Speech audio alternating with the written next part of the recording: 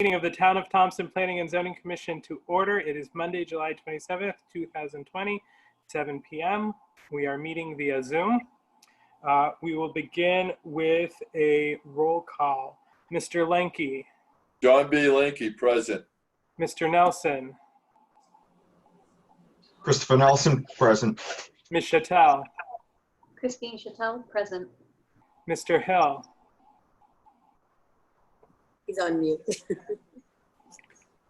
go ahead and unmute yourself, please, Alvin. Sorry. Mr. Hill? Alvin Hill, present. Mr. Poplawski? Dave Poplawski, present. Mr. Santos? Brian Santos, present. Ms. DeRogers? Missy DeRogers, present. Ms. Langlois? Charlene Langlois, present. Mr. Blackmer? Randy Blackmer, present. Joseph Brody Brown. And Are you able to hear me, Joe? yes, yeah, thank Okay, you. Thank you. We will seat Alvin Hill for John Rice, David Poplawski for Mike Rogel, and Brian Santos for Robert Wurge.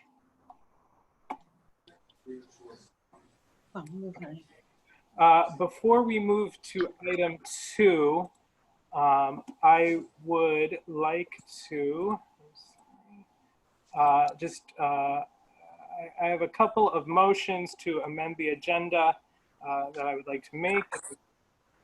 Request to do so now. So I would move to amend the agenda to include under new business as item 12E, the Town of Thompson Ordinance Article 4, Building on Unaccepted Streets, 0 Bros Landing Lane. Also motion? So you'll second that, Brian? Yes. Great, thank you.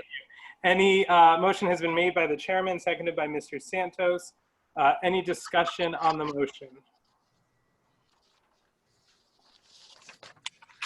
Hearing none, it's a yes to amend the agenda, no to leave as written. Mr. Lenke? John B. Lenke, yes. Mr. Nelson? Christopher Nelson, yes. Ms. Chattel? Christine Chattel, yes. Mr. Hill? Alvin Hill, yes. Mr. Poplawski? Dave Poplawski, yes. Mr. Santos? Brian Santos, yes. Mr. Rogers? Missy DeRogers, yes. Ms. Langlois? Charlene Langlois, yes. Mr. Blackmer? Randy Blackmer, yes. Okay, the motion carries and the agenda is amended. I will also move to amend the agenda to include under old business as item 11C, the rehabilitation area resolution. I'll second. Motion made by the chairman, seconded by Mr. Santos to amend the agenda to include item 11C under under old business, rehabilitation area resolution. Any discussion on the motion? Hearing none, it's a yes to amend, no to leave the agenda as written. Mr. Lenke? John B. Lenke, yes. Mr. Nelson? Christopher Nelson, yes. Ms. Chattel? Chattel, yes. Mr. Hill?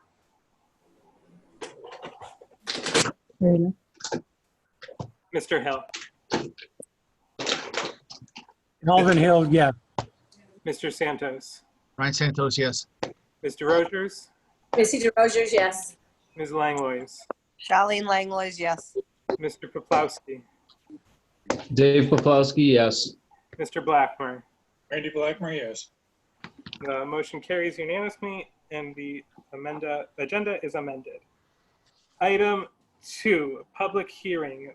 Planning and Zoning Commission application 20-12, Roland Zeleny, owner of record, Say What Hydroelectric LLC, for property at Old Route 12, map 67, block 102, lots 26 and 27, zone industrial for construction of two 220 kilowatt AC PV solar arrays, one reconfigured from previous approval 19-23.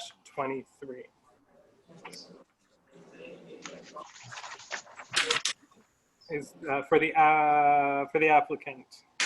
Thank you, Mr. Chairman.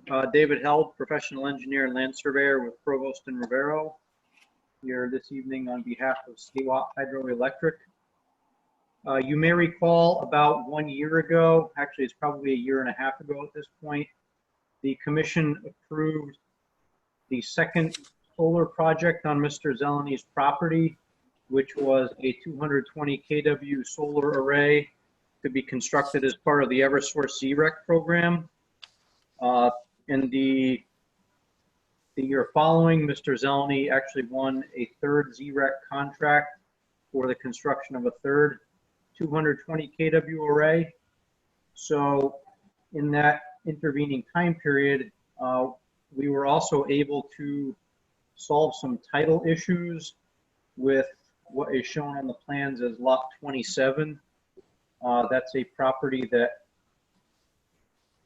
for all intents and purposes, Mr. Zelany owned, but because of some title issues, he was not able to contemplate any development on that property. Those issues have been worked out at this point, so that's why we're able to come back before you with this third project. And the reason we're actually applying for two solar arrays at this point is the project that was approved last year with the additional land that's now available. We were able to reconfigure it to pull some elements further away from the wetlands and the floodplains. You may recall that part of that approval last year included a small section of solar array right next to the intake area of his hydro plant, which is on lot 26. With the addition of the new land, we've been able to take that section of the project and move it over so it's contiguous with the rest of the existing solar array on the property. And then the third 220 kW array is basically an extension of that second one. So from a visual standpoint, this is going to look like one larger 600 or so kW array when it's all done. We're basically extending the existing project further to the west, which would be towards the Quinnebog River. We do have a wetlands agent approval on this. There's no work proposed within wetlands or within the floodplain. So it's basically built at grade. There's no grading proposed. A portion of this project will be built on the existing slab out there, which was part of the mill remains. I believe that mill building was destroyed by flooding and fires in the 1950s. A portion of that structural slab is still intact and suitable for installation of an array. And the rest of the majority of it will be built on old pavement in what used to be the mill loading dock area and a small area adjacent to that to the west. You can see on the plans we've shown a perimeter fence consistent with what's out there now. We would be removing the existing westerly side of the fence to extend the array and connecting new fencing around it, so the whole thing is basically going to be enclosed by one fence. You can see we've shown some ground-mounted transformer pads and some pads for switch controls and things of that nature. And we're showing a gate, which is consistent with Eversource requirements for access to the array. We are proposing an 8-foot chain link fence, which is consistent with the two prior approvals. I believe that electrical code and Eversource requirements are only 6 feet, but in past applications, the commission has requested 8 feet. So that's what we're proposing at this point as well. Other than that, we're not proposing any additional improvements to the site. This will be connected to the existing power line going into the property along the Eversource easement on the southwest corner of the property. So there's no off-site electrical improvements proposed as part of this project. We're basically installing a new transformer and connecting into the existing three-phase line. With the wetlands agent approval, Mr. Zeleny has started doing some of the site prep work in anticipation of building that second array, which he has certain time constraints where he has to get that done. So he started some of that work, and then he'd be moving right into the third phase here, which is further to the west. So that is the extent of my presentation. If there are any questions or concerns, I'd be happy to try and address them. Are there any questions for Mr. Held from the commission at this point? John Rice, I don't know if you can hear me. Oh, Mr. Rice, hello. I can't get into on the computer, so I had to dial it in. I don't know what's going on, but I tried both of those. Okay. John, what are the last four digits of your phone number so I can name you on the participants list? 2364. Okay. And just a point of order. I'm sorry, Gloria, could you read back to me who I seated for Mr. Rice? Alvin Hill. Alvin Hill, okay. Let me just.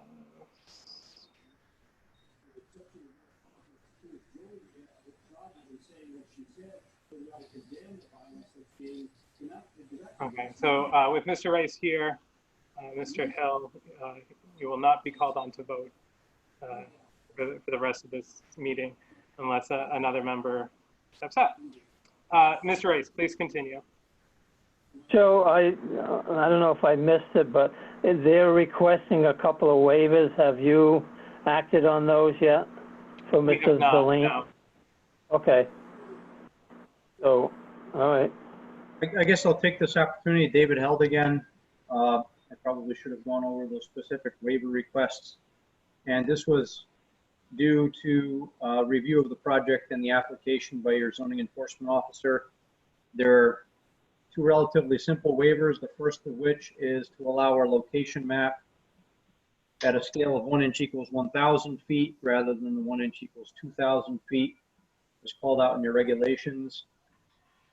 And there's really no harm in that. It provides some greater detail. And secondly, to allow for the property survey showing the overall boundaries of this project property to be at 1 inch equals 60 feet rather than 1 inch equals 40 feet. And again, this just provides more clarity by being able to see the entire project property on one sheet. I would note that the site plan for the project is at 1 inch equals 40 feet. And that's probably the one that you're more concerned with, as it shows the actual solar array and project details versus just the property boundary. So those are the two waiver requests. Thank you, Mr. Held. So we're open for comments, but let me know when you want me to make a motion for these two requests for waivers. Right, that will be when we discuss possible Okay. action on that. Okay, the approval, okay. Thank you. Any other questions for Mr. Held, for the applicant from the commission at this time? Mr. Chairman. Mr. Santos. Yeah, I saw the memo from Mr. Held on the other items 1, 2, and 3 that Cindy had asked.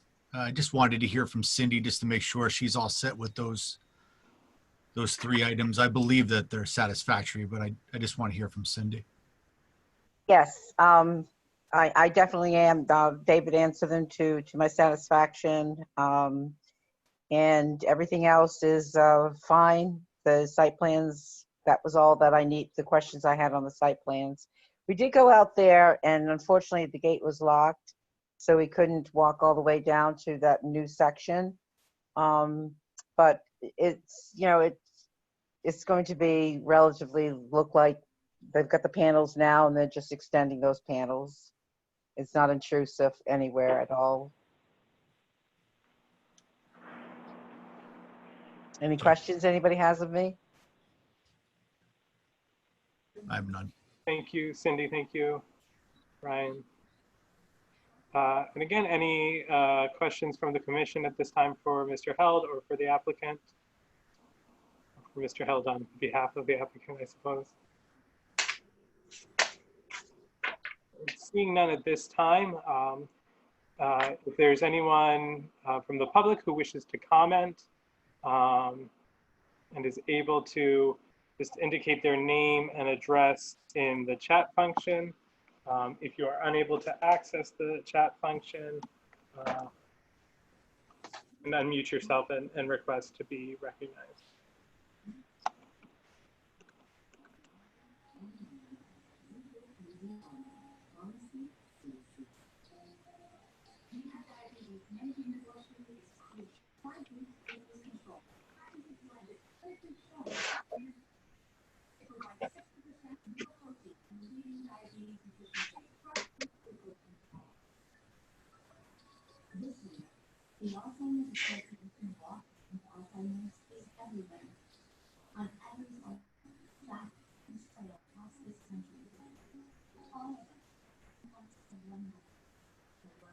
Okay, and again, if you are unable to access the chat function and wish to be recognized, please feel free to unmute yourself and request the floor.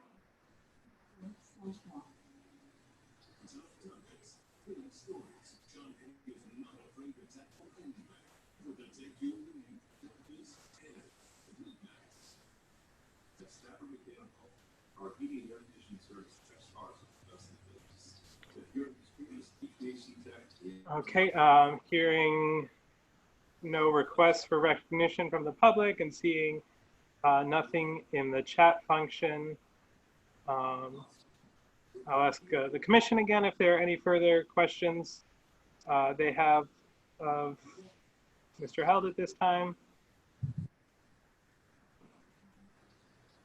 And then one final request, if anyone from the public has any comments for the public hearing.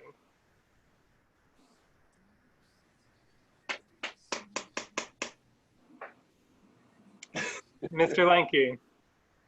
If you ain't hearing enough, if you have not heard anything now, I think it's time. I would like to make the motion that we accept application 2012. So first need to close the public hearing.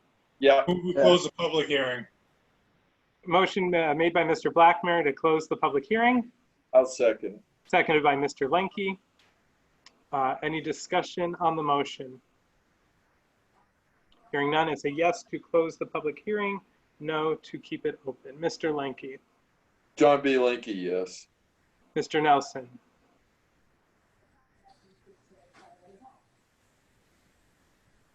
Christopher Nelson, yes. Ms. Chattel. Dean Chattel, yes. Mr. Santos. Brian Santos, yes. Mr. Rogers. Missy DeRosiers, yes. Mr. Poplawski. Dave Poplawski, yes. Ms. Langlois. Charlene Langlois, yes. Mr. Blackmer. Randy Blackmer, yes. Mr. Rice. John Rice, yes.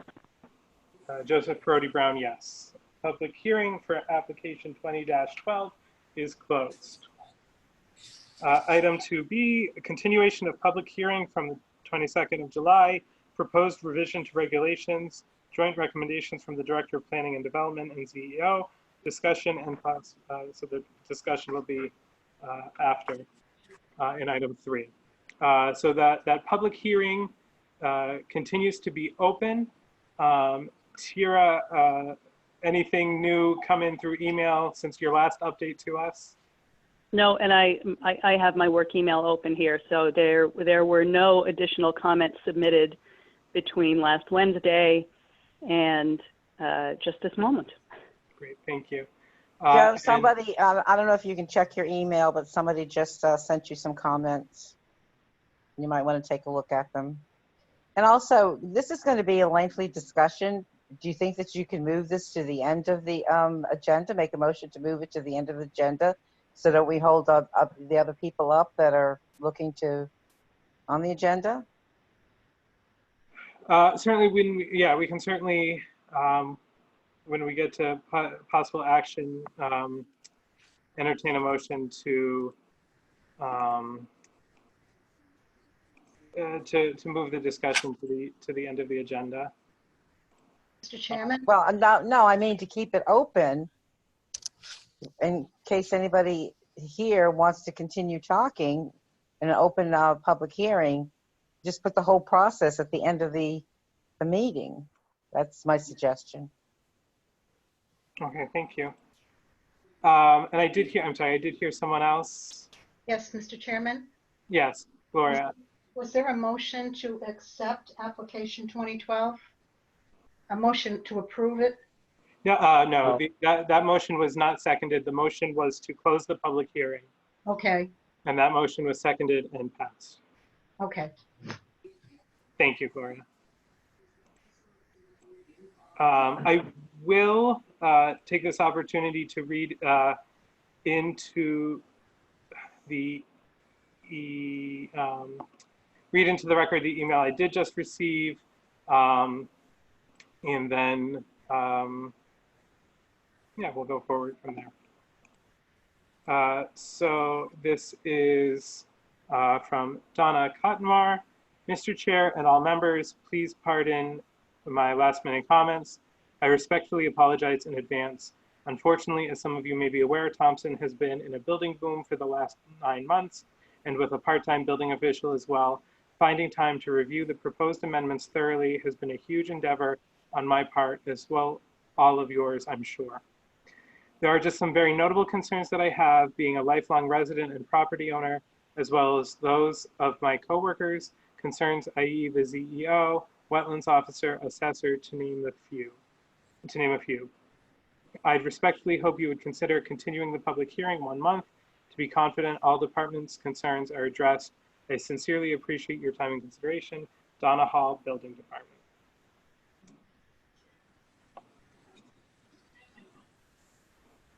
Okay, and I also have a letter here that I received today from Woodstock Building Associates. I know that it's been addressed, but I think out of courtesy, because he dropped the letter off, that it's a short letter that we could read it. Tara wasn't here in the office, but it was CC'd to me. So from Woodstock Building Association, reference zoning revisions. I understand that the town of Thompson is updating their zoning regulation through a related entity, WBA Real Estate LLC. I own the Woodstock Plaza at 22 Woodstock Ave West. The property consists of 1 parcel containing approximately 5 acres of land. The current zoning map has the property in 2 zoning districts, commercial and residential R80. WBA is in the process of renovating the plaza. The first new tenant just took occupancy last week. WBA hopes to have our offices in the plaza by the late fall. In the future, WBA may want to expand the commercial use of the project. I would request that the entire parcel be included in the commercial district to facilitate any future expansion. I appreciate your consideration of this request. H. Douglas Porter, Managing Partner, Woodstock Building Associates, WBA Real Estate LLC. But I do believe, and Tara, correct me if I'm wrong, that we've kind of addressed that anyway. Yeah, that was one of the properties that Janet called out. Okay.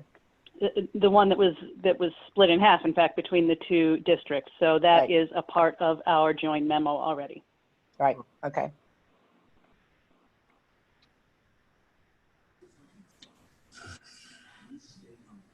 Mr. Chairman, if I may, when looking at that map, isn't there several parcels in that same situation where the line divides different parcels from one zone to the next? So if we're going to do this for one, because I thought at the beginning we talked about this, is that we would encompass the complete parcel of land, no matter what it is, if it's in one zone or the next, but follow the parcel lines itself rather than dividing parcels in half, as this indicates. Yeah, John, that's a part of our memo as well, actually.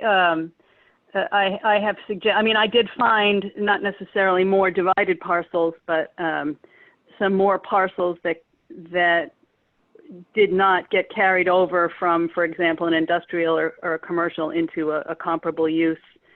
And elsewhere in that memo, I say, and we should make that effort to find those parcels.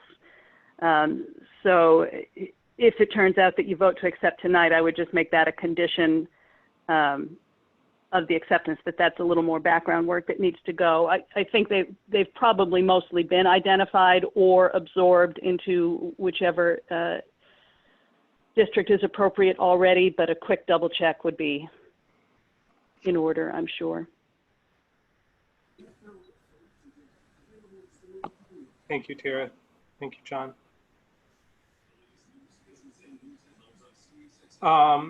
Certainly, I do want to invite any members of the public who are here and wish to comment on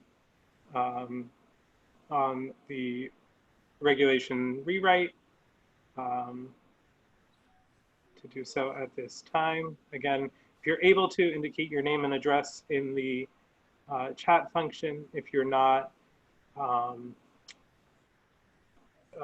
simply unmute yourself and request to be recognized.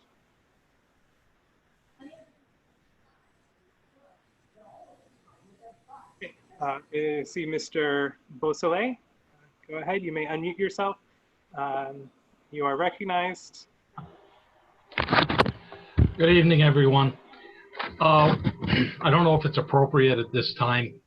When the Board of Selectmen held their public hearing on the 23rd, which was last Thursday, for the rehabilitation resolution, we had some discussions with some of the boundaries along the Riverside Drive area and looking at some of the properties that were omitted along Route 12 and looking at Main Street and a few others in the vicinity that would, in my opinion, have something to do with the rehabilitation, because these properties were built based on when the mill came in. So when we were talking to the town attorney and he gave the information, this was the perfect opportunity to expand that map appropriately that you have. So my thoughts on that, when we were discussing it on Thursday night as a board at the public hearing, was complete Main Street from Riverside to Riverside.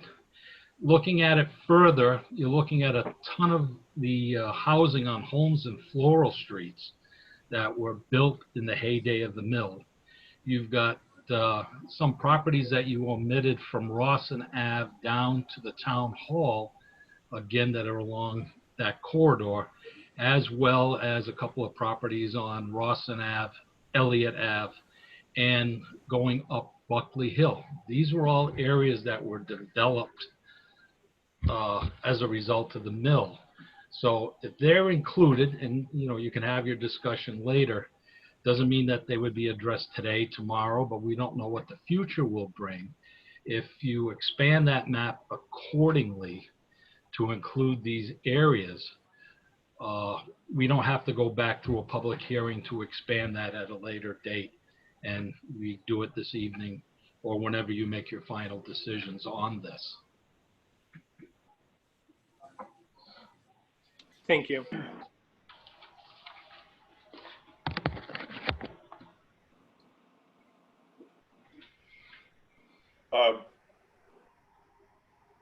Mr. Chairman? Mr. Lanky? Just, on what Mr. Beausoleil did say does make a lot of sense, because, I grew up in this area since I was a kid, and I remember all of that area because I used to like Buckley Hill Road up to Rawson Ave. On both sides, you had the Polish Club, and then you had the French Club down there off the main street there where School Street and everything is. All that area was part of the mill, where people lived that worked in the mill or even at Belden Corticello. So I think that's a very good idea to include that before we do finally make a final decision, on that area, because that would help other areas as well of, let me see, like Vandale Street, School Street and all of that. That would be almost part of that area of the redevelopment. Thank you, Mr. Lang. And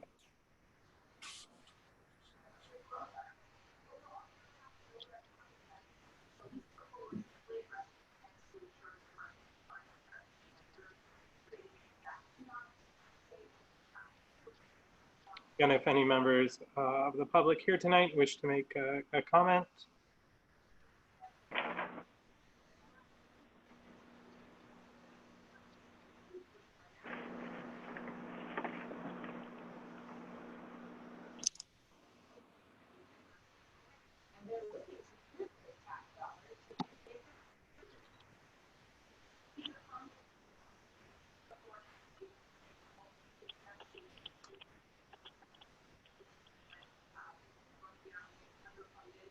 Somebody's talking in the background. Is somebody trying to say something? I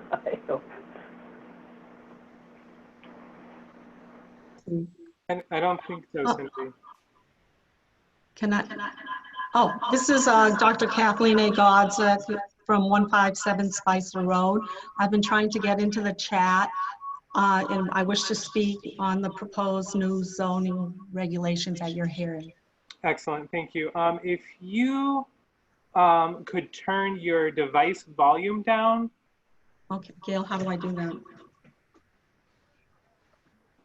Well, it depends on your device. You've just got a lot of echo is all. Yeah, if you've got two people in a room who are logged in, muting one of them or turning the volume off on one of them might help as well. We're having a problem. I don't know how to do that. Is it a phone or a laptop? It's a laptop. Do you want me to call in? That'll take 10 minutes. Probably on the bottom of the screen, way at the bottom on the right-hand side, where the speaker shows the speaker. She clicks on that, it might be able to turn the volume down. It sounds like there's two devices working. There's two devices. Yeah, There's right. two devices there. You got to shut one down. Because I was with Charlene one time and it did that on something different. Shut yours down, Gail? Okay, I'm going to leave the meeting then. Go ahead. Is that better? Yes, thank you. Okay, all right, sorry. No, go ahead. You're wrapping up. Okay, this is with regard to the proposed regulations, Article 5A, Section 3, earth and gravel removal. Are you all able to hear me? Yes, and if you could, I'm sorry, just again for the record, your name and address, please. Yes, first name is Kathleen with a C, Cathleen. Last name Godz, as in zebra, IKMD. I reside at 157 Spicer Road in Thompson, Connecticut. Thank you. Again, back to Article 5, Section 3, earth and gravel removal. Reading your proposed regulations, I commend you on all the hard work that everyone has done to begin to reformat these on the go forward for the town of Thompson and in its future. I wish to specifically address Article 5A, Section 7C, which is this regulation that carries over from the previous regulations, where it states that no closer than 8 feet to the maximum groundwater level on the property, except in locations where permanent ponds are proposed as part of the excavation plan. I feel, and a number of residents that have had gravel mines in their immediate area, in their residentials of R80s, feel very firmly that this article should remain as stated, with this stipulation on where the 8 feet occurs in terms of gravel mining.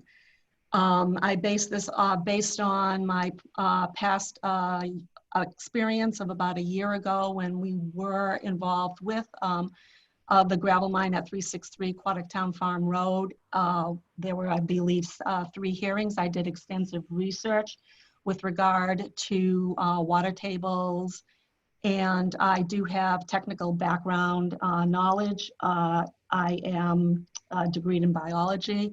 I'm also an orthopedic surgeon, so I do have technical ability to read documents and understand these documents, and therefore I believe that this should remain in place.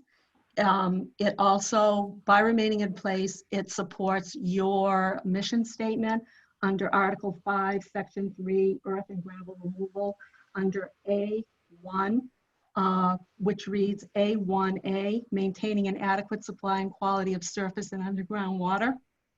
B, preventing the contamination of air, water, and soils. And C, protection of hydrological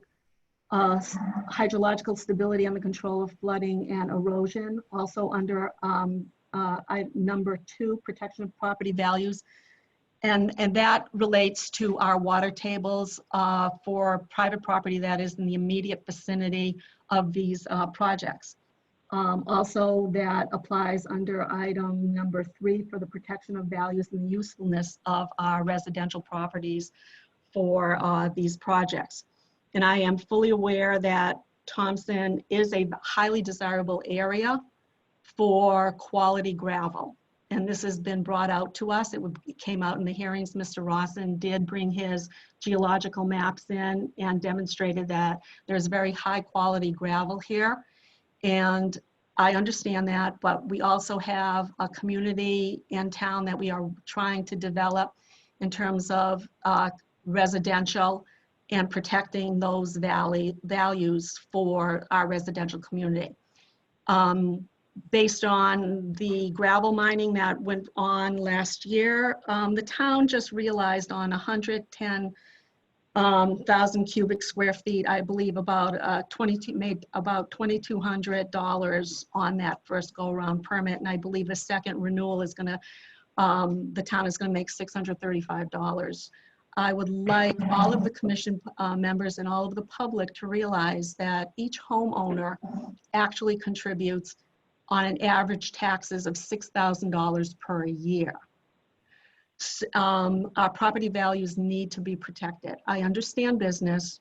We need to work together as a team, but we also need to protect the natural resources and the value that we have in our community on the go forward. So therefore, I commend you for looking at the new regulations. I would put out that Article 5, Section 7C remain the same. And I also agree under Article 5A, Section B, number 3, excavation, removal, filling or graveling of a total amount of up to 1,500 cubic yards is an excellent idea. Thank you. Thank you, Dr. Yap.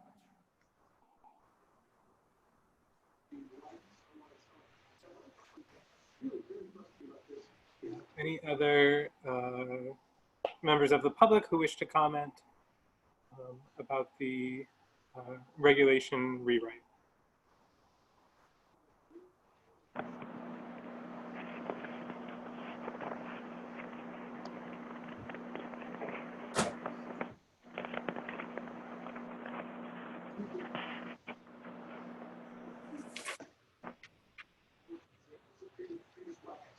Is that Mr. Rice trying to get in or no? I believe that is Mr. Rice. I'm not sure what he's trying to do. No, I did just let somebody else back in though. Oh, thank you.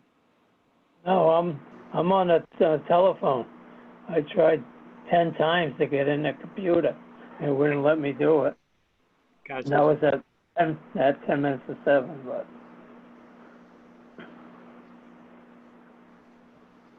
No, I think Gail Arsenault had exited the meeting so that Dr. Godsick's echo would go away, and she just came back in. I don't know if that means she has additional comment.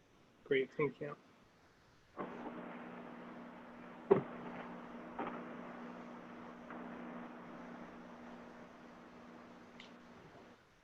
And again, if anyone from the public does wish to comment, certainly indicate that, and we will recognize you to be heard.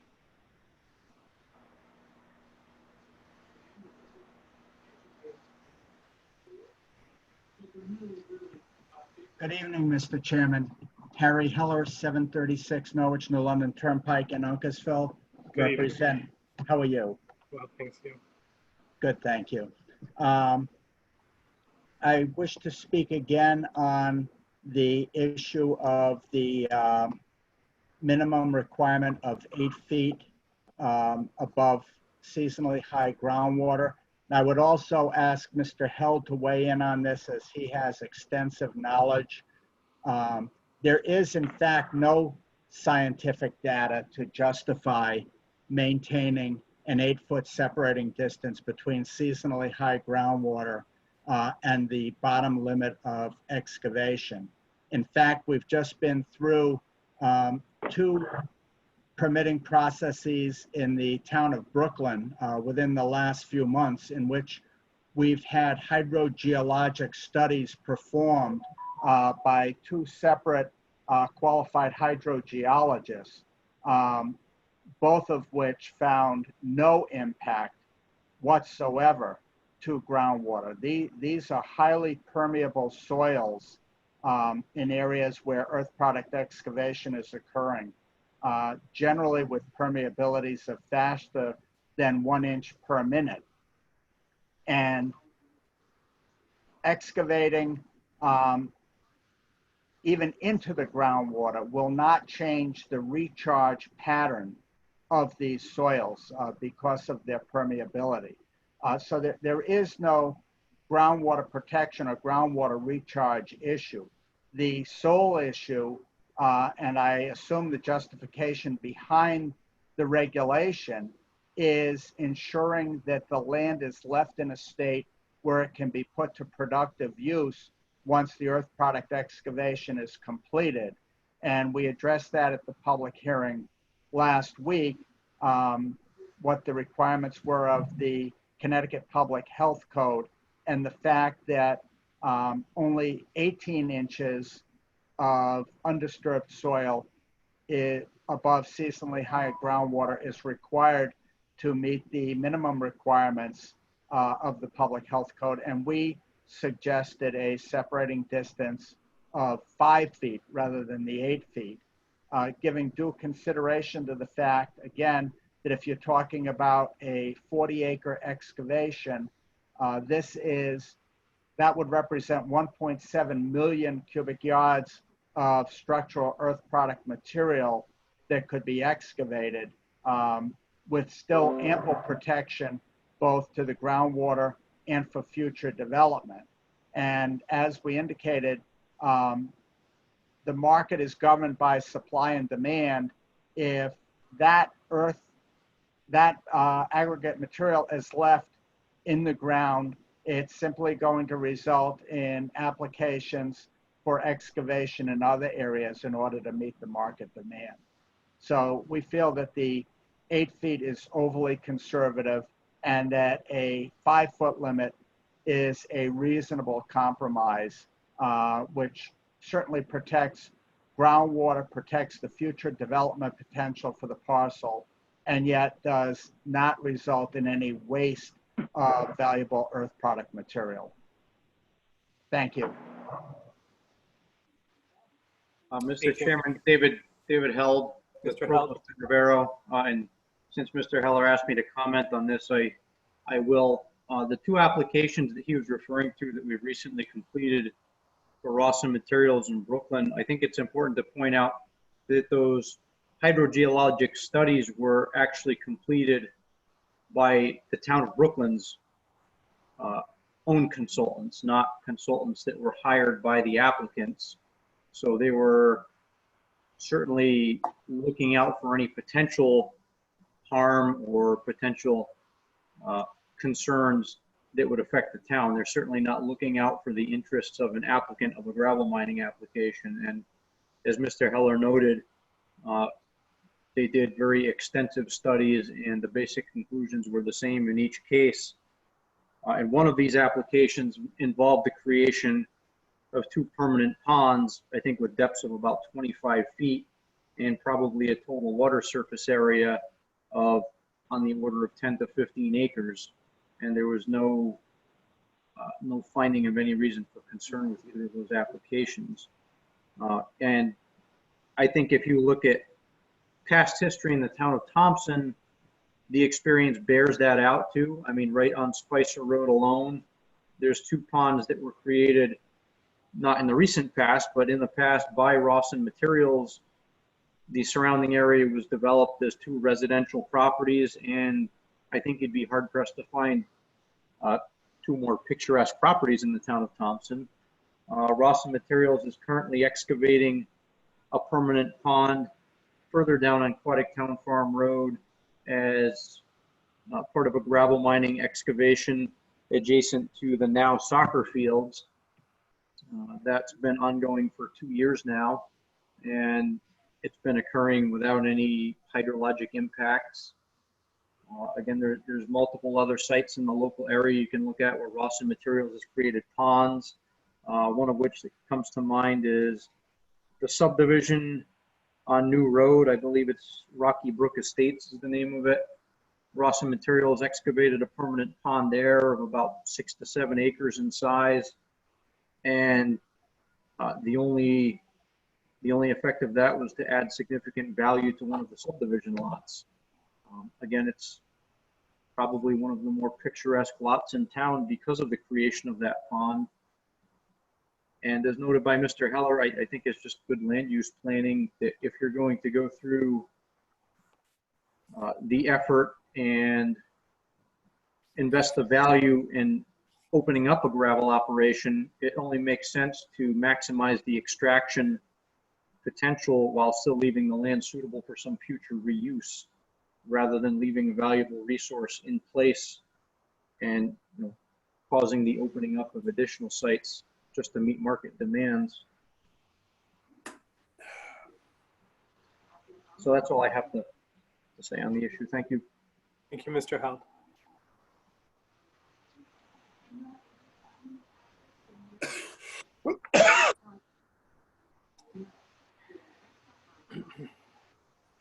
Joe, how do you want to handle Cindy's and my memo? Do you want to include that as under the public hearing? Do you want to read any of it? Do you just want to have it as a document for you guys to refer to? I would think, so I was thinking about this. I think, so some of those, I guess what I'm saying is areas that the commission may wish to discuss and make some decisions on. I think those I would like to have included in the public hearing. Some of those that were just cleanup consistencies and things like that, which you and Cindy recommended no action from the commission was necessary. I think that we can just use as guidance, but am I being clear? Well, to me you are, yes. So do you want me to read those items in? Because I have the document over on my screen. I can. That would be great. Yeah. Chairman, Okay. Mr. Wright. Can I suggest, I'm hoping that we're going to continue this public hearing.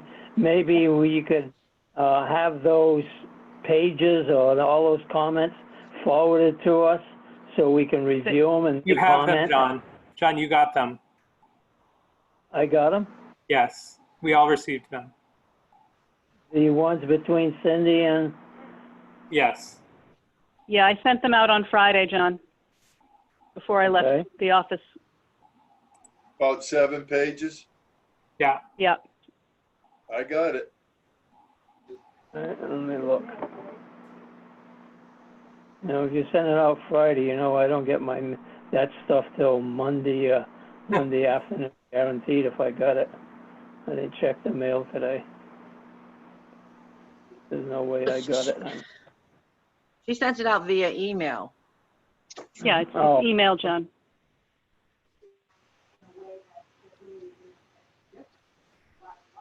So Tia, if you want to go ahead and start reading those sections. Yeah, yeah. So I'll just read the ones where I've highlighted that there is a possibility you might want to discuss and vote. Yeah, thank you. And I'll do it as quickly as I can while still being clear. Article 2, Section 10, non-conforming buildings, uses, and lots. A4, a non-conforming use may be extended and/or expanded, provided that such extension or expansion shall not exceed 25% of the total existing square footage of the conforming use, or shall not exceed 25% of the remaining non-conforming lot. I received a comment back from Rich Roberts that I actually misinterpreted. I thought that Rich was objecting to the 25% threshold and had in this memo suggested banging it down to 5% to make it consistent with what we proposed in the Downtown Mill Rehabilitation District. Despite having misunderstood Rich's intent, I actually think that still makes it consistent. So I'm going to leave that as a recommendation that you guys may wish to discuss and vote on. The next one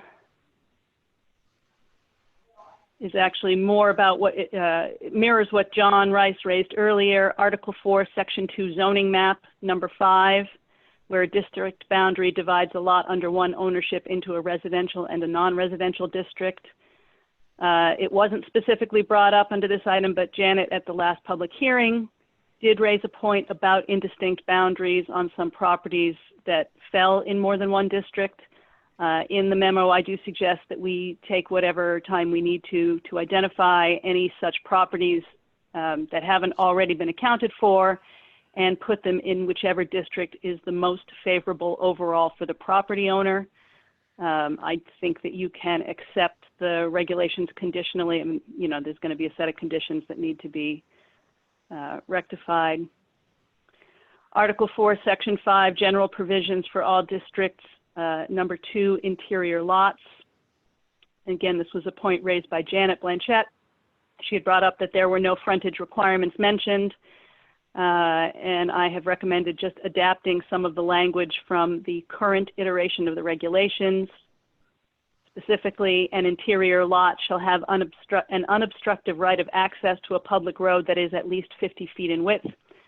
The lot line from which the right of access leads shall be considered the frontage line of the interior lot. An interior lot shall otherwise conform to all dimensional requirements for the district in which it is located.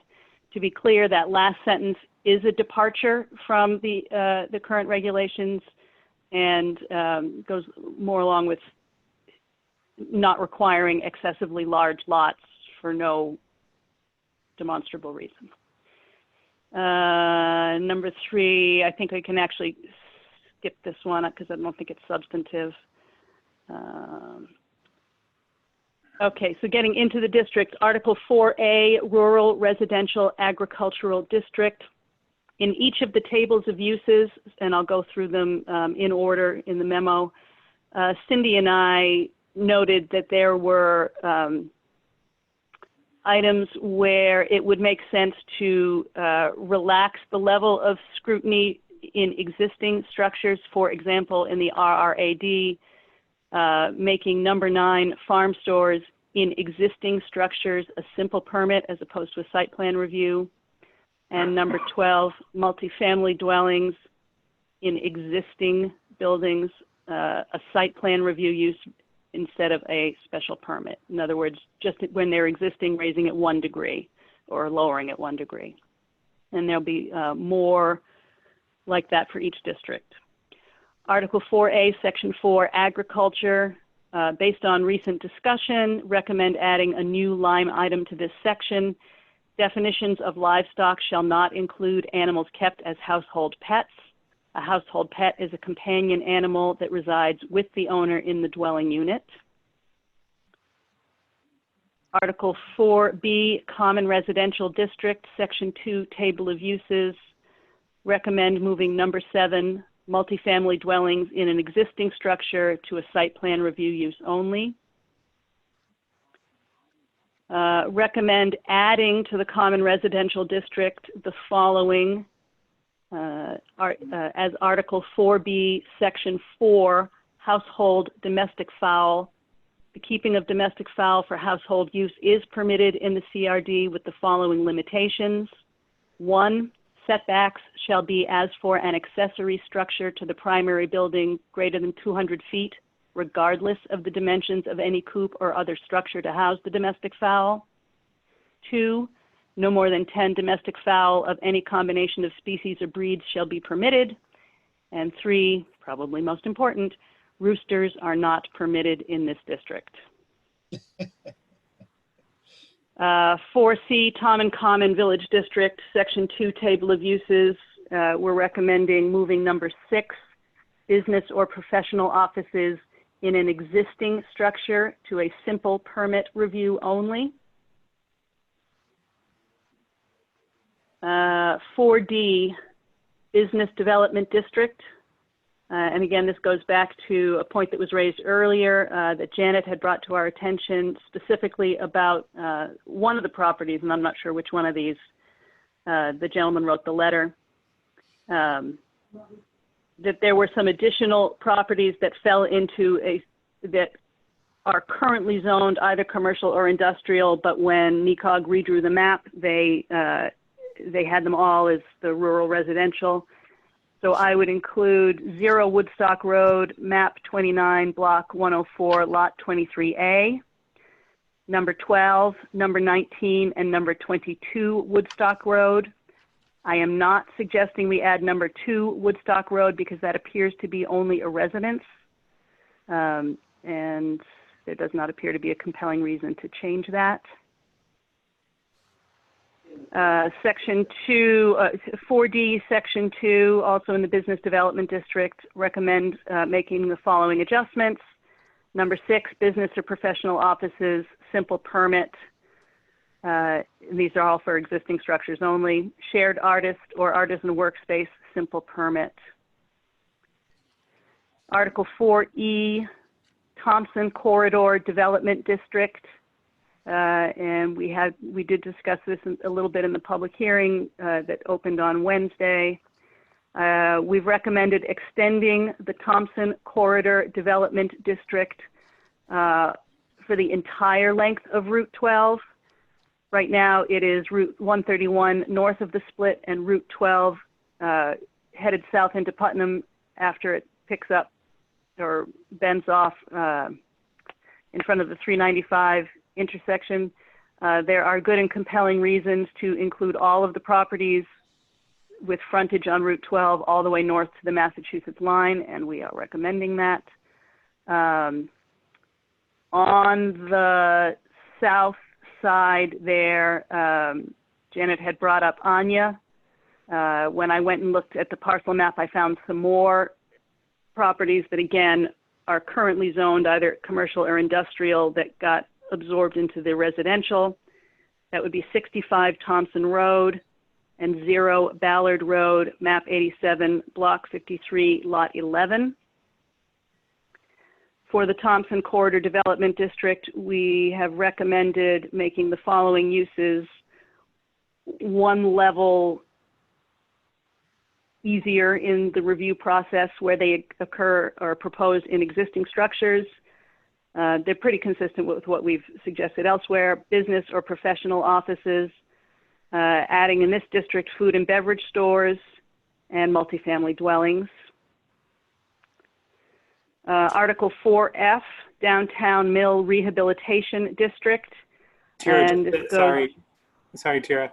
The multifamily dwellings would be a site plan review, correct? Yes, making it one level in an existing building, making it one level easier. Right. But business or professional offices and food and beverage stores would be a simple permit. Multifamily dwellings would be a site plan review. Yes, correct. Thank you for the clarification. Article 4F, Downtown Mill Rehabilitation District, and this goes to what Ken brought up in the public hearing for that, the rehabilitation area ordinance. He had brought up that that all of the properties on Main Street were not included. I have proposed adding all of the properties that have frontage on Main Street. I have not proposed pulling the other properties in that were discussed. So the commission may opt to do that. I would suggest that if you do that, we actually eliminate the common residential district because by pulling them into the downtown Mill Rehabilitation District, the number of properties that would fall into the other would be minuscule and not worth having a district of its own. Correct. So that is a fairly substantive decision, an easy one to enact, but you know, would definitely require some adjustment. In the table of uses for the DMRD, again, in each case, just moving to one level lower scrutiny. Number 6, artist spaces. Number 7, business offices. Number 10, farm stores. Number 14, retail stores. Those would all move to simple permit. Number 18, multifamily dwellings would move to site plan review. What am I doing here? Let's see. Article 4G, Lake District. There was some fairly robust discussion about the choice to limit construction to 2 stories because there are so many houses apparently that either have been built or are, you know, have plans in development for a walkout basement, and there is some lack of clarity as to when a basement is counted as a story. So I have proposed the following amendment to that language, which Rich Roberts seemed to like. The maximum height of any building or structure shall be 2 stories. For the purposes of these regulations, a walkout basement shall not be counted as a story. Alvin had some objection to that based on the building code, but I think that it probably actually does work for the similar reason that we have a different level of fence that requires a permit. This is for our purposes, not for the building office purposes, and therefore I think that that works all right. I Article disagree 5A on that. section. I know that you do, Alvin. I'm just telling you that that is my opinion of it. You guys can certainly discuss it and go whichever way you want. I know you had some alternate language as well. John, what if that basement is a finished basement? You're not going to count that?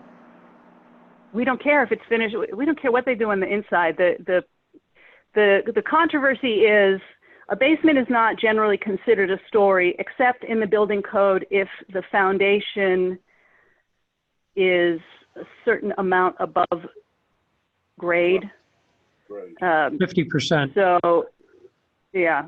So there are instances where that could, you know, say this neighbor can do it and that neighbor can't. So my solution for that is just to say for the purposes of zoning only, having nothing to do with the building code, we do not consider a walkout basement to be counted as a story. I think that bypasses the problem. I know Alvin disagrees, but you guys can talk about that later.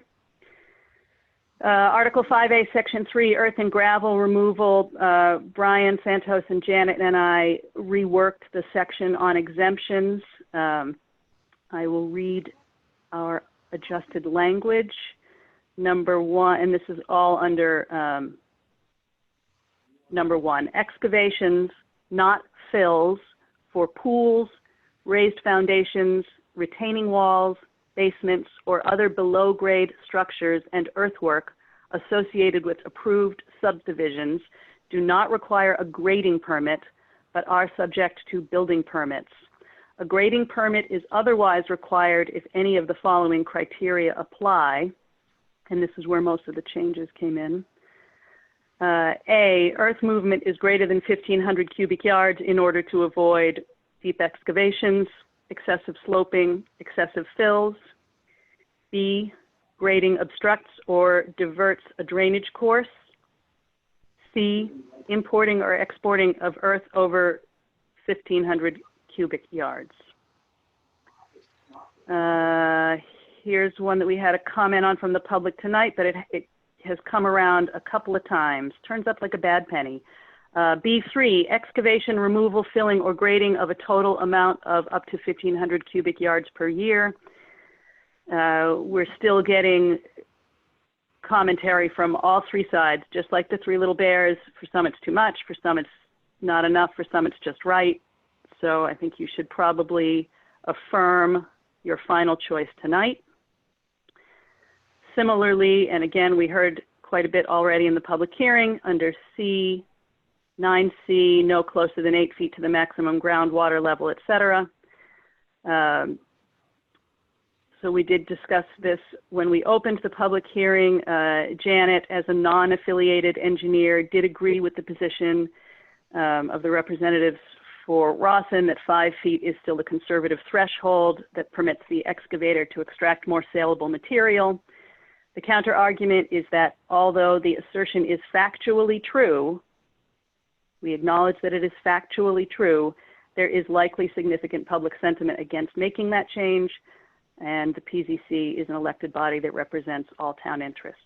I'm going to take no position on this at this point. I've sort of stated where I fall on it previously, but I think you're going to have to relitigate it tonight. Let's see. Same section under earth and gravel removal, E, renewals. There was some back and forth over how onerous the renewal process was. As it reads now, every 12 months after the effective date of a special permit for earth removal, the applicant shall submit to the commission a statement regarding the process of the progress of the operation, accompanied by a letter signed by a licensed surveyor stating the bottom elevation of the excavation and the size of the disturbed area. Such statement, along with the site plan, shall include the amount of material removed, current contours, and cross sections highlighted in contrasting color in the area excavated during the preceding 12-month period. In the discussion, it seemed like that second sentence was the problematic one. And again, in some back and forth, mostly with Janet, I have suggested an amendment. So blah, blah, blah, blah, signed by a licensed surveyor, accompanied by a letter signed by a licensed surveyor stating the bottom elevation of the excavation, the approximate amount of material removed, the size of the disturbed area, and a certification that the grading is being done in conformance with the approved plan. So that seems to take that sort of level of expense out for the operator while still fulfilling the purpose. Article 5B, Section 3, erosion and sediment control. Attorney Roberts questioned why we took out that statement on the cash bond or surety bond in that section. The commission's reasoning at the time was that that would not be something that would be separately bonded for. Attorney Roberts felt that there were occasions when you might bond for that separately, so he's recommended we retain that. Let's see. I had here for the commission to confirm whether they agree with something on parking standards, but it's actually really just a logical extension, so I think you can skip that. Okay, so we're on the last two, and these both have to do with the planning and zoning fee schedule. The excavation permit cubic yardage fee, currently set at 2 cents per cubic yard, has come up repeatedly as being set too low. If you're going to adjust it, you may as well do it now. I believe Alvin has a separate memo that he can bring up when you guys go into commission discussion about that. He laid out, an argument to increase it at least over time to as much as 15 cents a cubic yard. And I'll let him give you that whole spiel when you guys are having the discussion. The second thing, and I think you really only have to vote on it because it amounts to amending a fee. When we put that table of fees together, Cindy called it to my attention that the fee for a site plan review is actually higher than the special permit fee application, which is completely illogical. So I've proposed that we lower that fee to $150, so it would sit right in the middle. 100 for a regular permit application, 150 for site plan review by the commission, and then I think it's 250 for the special permit, as it still is. And then your last piece of business would be to set the effective date of these regulations once you vote on them, with or without any, amendments that you want to make based on this. I have suggested making that date the 1st of September. That should give me enough time to incorporate any edits. I do have the final copy back from the editing service for formatting, pagination, grammar, yada, yada, yada. So at this point, we own that and can just make the changes accordingly. And that was everything that you could potentially need to discuss this evening. Thank you, Tira. We all should have received, Alvin's memo with the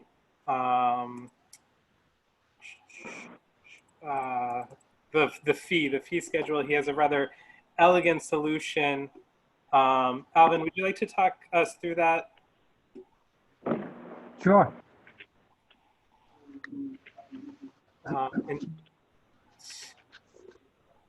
I did get a follow-up from Mike Krugel, who's not here tonight. And he looked at my outline, and he was saying that given how old that 2 cents is, we should be at this point on actually 9 cents as of today. I'm proposing something different, just to make it a little bit easier. I don't know if everyone has it in front of them. I've set up a sand and gravel fee from 2 cents to 15 cents. And one of the things I said, I do understand going from 2 cents to 15 cents may be too painful for our commercial partners to bear. Thus, an increase over 6 years by 2 cents, beginning in 2021 at 4 cents, 6 cents in fiscal year 21-22, 8 cents, 22-23, so forth, up to 14 cents for the years 23-24. And then the following year, 25-26, 15 cents, and thereafter, we could increase it depending on the, depending on a lot of things, I guess. But 2 cents today is really 9 cents, given the what we've lost to a lot of factors.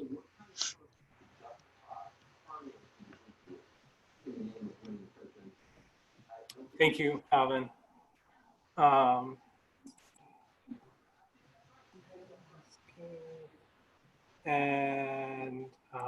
So for those of you who are interested, this is these numbers indicate, what is that, 40 acres, Alvin? Yes, 40 acres at 8 feet.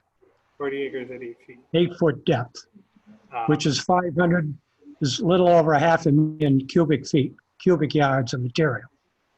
So at 2 cents, it would be 10,000. At 9 cents, as it should be today, scrolling back. Oh, sorry, yeah. Yeah, at 9 cents would be 46,504 and 80 cents. You can see a big difference there. Great, thank you, Alvin, very much for that work.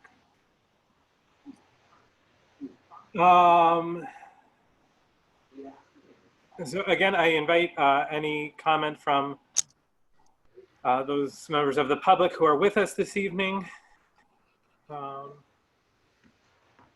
on the proposed regulations. Oh, I'm sorry. One more thing, Joe. I apologize. I also sent around the language that Carolyn had included for that special article. I didn't get that until after I had sent the memo, so I sent it as a separate attachment. I'll just say I more or less recommend taking her language, if we have to tweak it a little bit, but accepting it fundamentally as is. Yeah, and we received that in an email as well,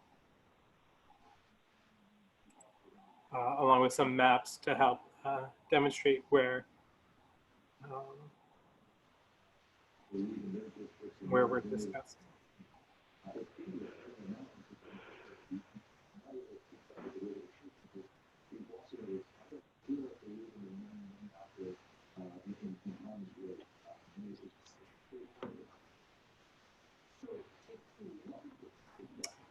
Okay, any further comment from any members who are here this evening?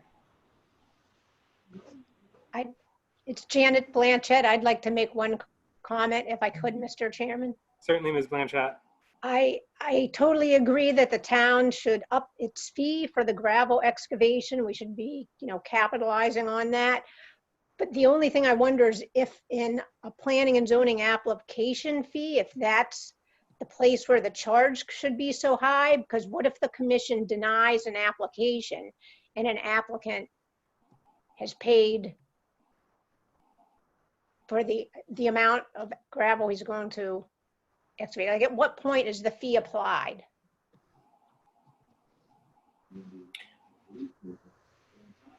Good question, Cindy, I think Janet. that's a question for you.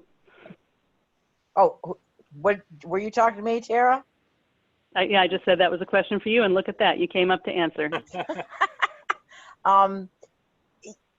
That seems like a logical question, and she's right. What you would have to do if they paid the fee, you refused it, then you have to go through the process of reimbursing, because they're not going to be doing their operation.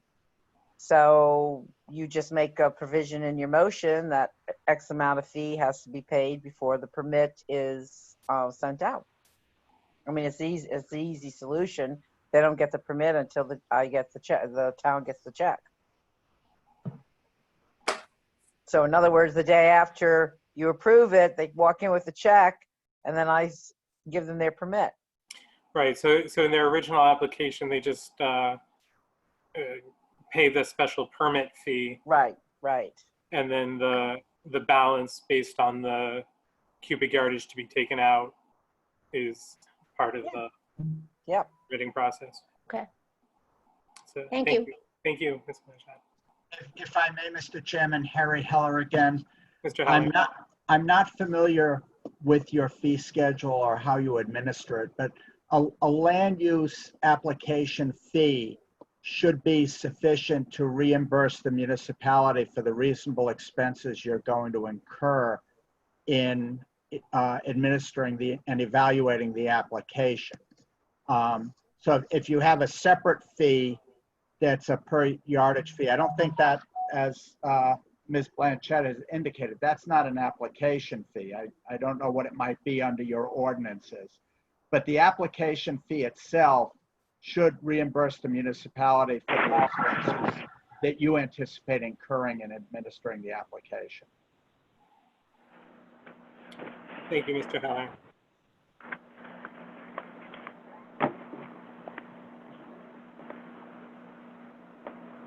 Great. And again, if there are any other comments to be made from members of the public at this time?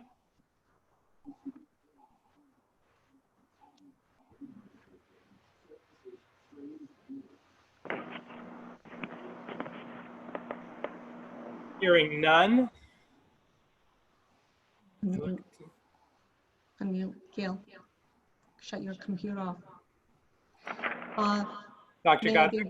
Yes, may I be recognized? Thank you, Yes. Chair Parodi. With regard, are you all set? Yeah. Okay.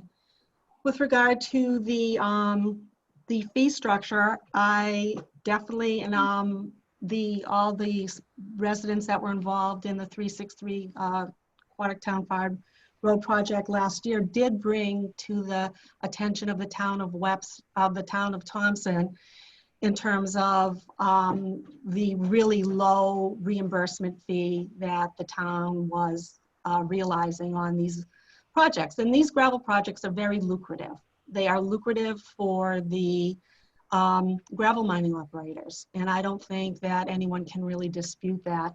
And I think it's very much in the interest of the town to get remunerated, commensurate with the resources that they are releasing through these gravel mining operations. So I definitely agree with Mr. Hill, and I know the majority of the residents that were involved last year on the 363 were very firm in terms of adjusting that schedule. So I don't think it is even unreasonable to graduate starting at 9 and then go to 15 in 2 years if you want to do a graduated series on that in terms of fee structure for cubic yardage. Also, again, Tyra brought up when she was analyzing her 7-page point memo to the commission. Again, there is a lot of residents in the town of Thompson that feel very strongly that we need to protect our town and the topography of our town for future generations and for our enjoyment and for the money that we have invested in our properties. And so, again, maintaining that 8-foot above max table, I think, is very reasonable and very fair to the citizens, homeowners, and property owners of the town of Thompson. Another thing is I understand Mr. Held referred to, and I think Attorney Heller also did, 2 studies from Brooklyn. It would behoove the commission to ask them to actually present those studies for the public review and for their review in order to understand the positioning behind those studies. Thank you. Thank you, Dr. Beth.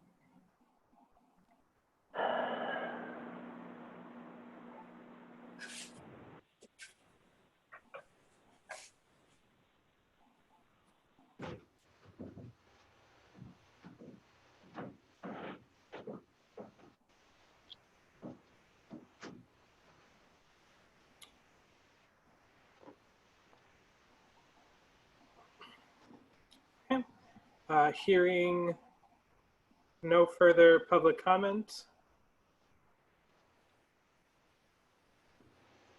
we will entertain a motion from the commission.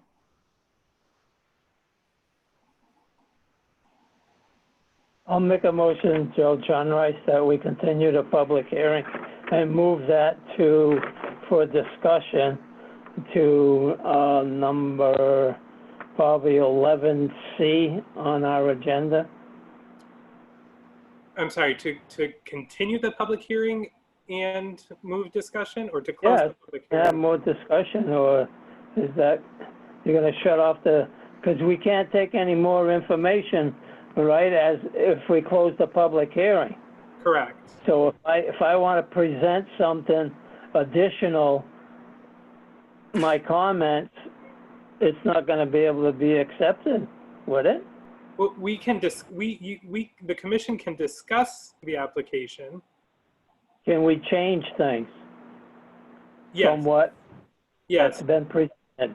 Okay. Yes. Discussions and amendments would be part of the, amendments would be part of the discussion. Okay. What about things like, any of the staff, like Donna's letter that she sent to you? If you close the public hearing, does she have any recourse to bring in suggestions when she finishes reviewing it? And I do understand that, this has been out there for a while, but I don't know if any of you have ever walked into her office to see the amount of work that she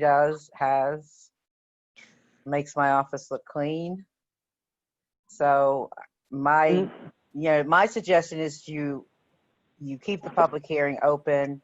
It's 8:30 now. You've got a full agenda that you haven't even touched yet.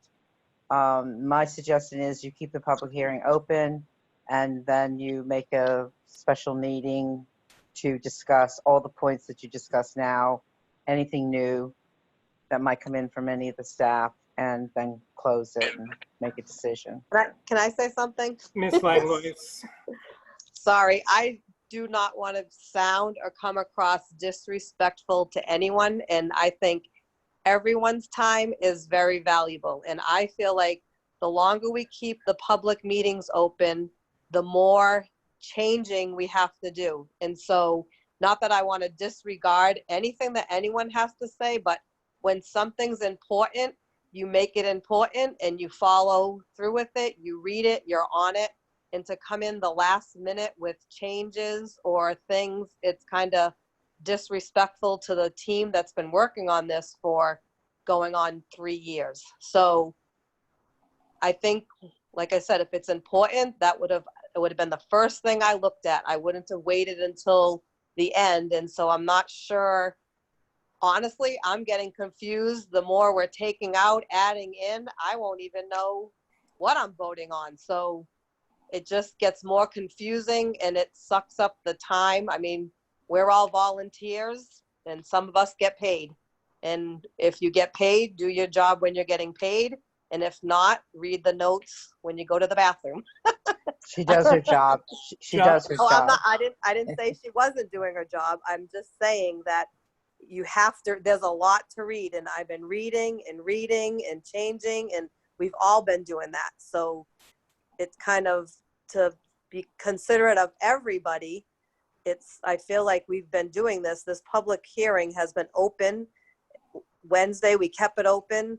Thursday, Friday, Saturday, Sunday, and here we are Monday, and now there's more concern. So I'm not sure. Am I the only one that has to say that, or am I wrong? Or everybody else is just thinking this is great, let's go again? But that's me. Thanks. I'll make a comment that you're never wrong, but however, I'd be interested in how many of the commission members read that total package with all the changes and everything else that's been given us for the past couple of weeks. And we close the public hearing and then there's no more comments. We're going to vote on something. And I, for one, like I say, I'm looking at my emails that I come in this week and I didn't get any of that stuff. I don't know why. Hope it didn't go to my Thompson email because I can't get into that email. But I've been getting them on my other email. And the last one I got was the CEO today for 363 Quartic Town Farm and additional information. But however, I'd be interesting. Everybody on the 13 members on our commission are comfortable that they've familiarized themselves with all of these changes. And we're going to sit down and vote on them. We can't familiarize ourselves with anything because there's changes every day. There's always amendments, and somebody else said, like, at some point it has to stop so we can all look at what we're actually supposed to be finalizing. Yeah, I mean, so John, I mean, to your point, I don't know. I mean, you're on the email, John, you're on the email, so I don't know what happened there. But yes, like to your point, have we read it and have we tracked the changes? And to Charlene's point, yes, I came into this meeting knowing that this was an important part of tonight's meeting. I, for one, would like to close this chapter of great work that this commission has done that has been collaborative with members of the community from all sorts of different viewpoints. I am trying to stay patient.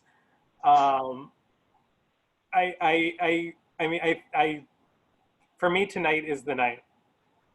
Yeah, I am too, Joe, but I just want to get this done the first time, because every time we start talking about it, there's changes from somebody else, and I have somewhat of a problem in Tira and whether it's Cindy, I know she's doing an outstanding job, but they're making decisions without us being the commission. Okay, let's do this, let's do that. And, you know, the three of them that got together, hey, I love the guy with Brian, But again, John, all of those, So John, if I may, those are included as additional discussion points for once the public hearing is closed. That is exactly why they are there, for your review, further discussion once the public hearing is closed. This final punch list, which came out of the public hearing with commentary that was received, and you know, the adjustments that were made to try to tighten the document up. It doesn't change the substance of the document, really. The one exception I will say being the groundwater piece becoming a more robust section. But what you're voting on is the document that you've been working on as refined based on comments received, and that was 4 or 5 informal discussion groups. It was a public Q&A and a public hearing, which has been extended into this evening. And that is the substance of what you would be discussing upon the close.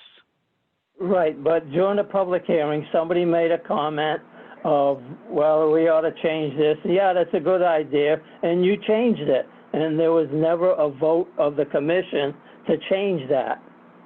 You know what I'm getting It hasn't been changed, John. It's in the memo of suggested changes. Anything that was included as no action necessary by the commission means it was not a substantive change. It was essentially a language change or an alignment of parts. Mm-hmm. In other words, ratifying choices you've already made and extending it further into the document where it was found to be contradictory. Okay. But you do have the full memo. I mean, everybody's got the full memo, and you know, if you want to discuss anything I've said, you really don't have to discuss. That's up to you guys. I'm just saying, in my opinion, this is not substantive enough to warrant further discussion. It's just an easy change to improve the quality of the language. Okay, I'll quote on page 53 of the regular last one I had, standards for earth removal. If the commission finds that existing vegetation topography within such buffer area will not effectively screen the earth removal operation from adjoining properties, additional screening methods may be required, e.g. evergreen planting of fences. Mr. Smith, Ms. Smith, M. Smith, suggest adjoining residential properties rather than adjoining properties in place of evergreen plantings. We would suggest this to be changed to earthen berms. Evergreen plantings will take years to provide any real buffer function. Tira Penn agreed with the logic regarding the substitution of earthen berms and will make the change. Do not agree with specifying only residential property as a requirement for the buffer. Why would you make the assumption that only a residential property owner would want to be screened? And it says no commission action required. So when does the commission get a say in this? At the next meeting? Well, that was 4 meetings ago. Yeah. Public discussion meetings, and all of those things have been at your disposal since.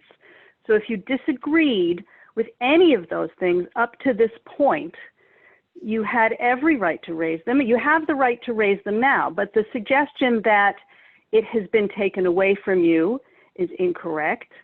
You can make, disregard, do whatever you want. What I did was took that, the consensus that came out of multiple discussions, put a revised draft to go up as the suggested final draft. You can make any changes to that at this point that you want. I would say, and I believe your chairman would agree, that the document that you have before you, the one that is currently posted as version 2 on the website, is as close to a consensus document as you are ever going to get. Nobody's going to agree with 100% of it.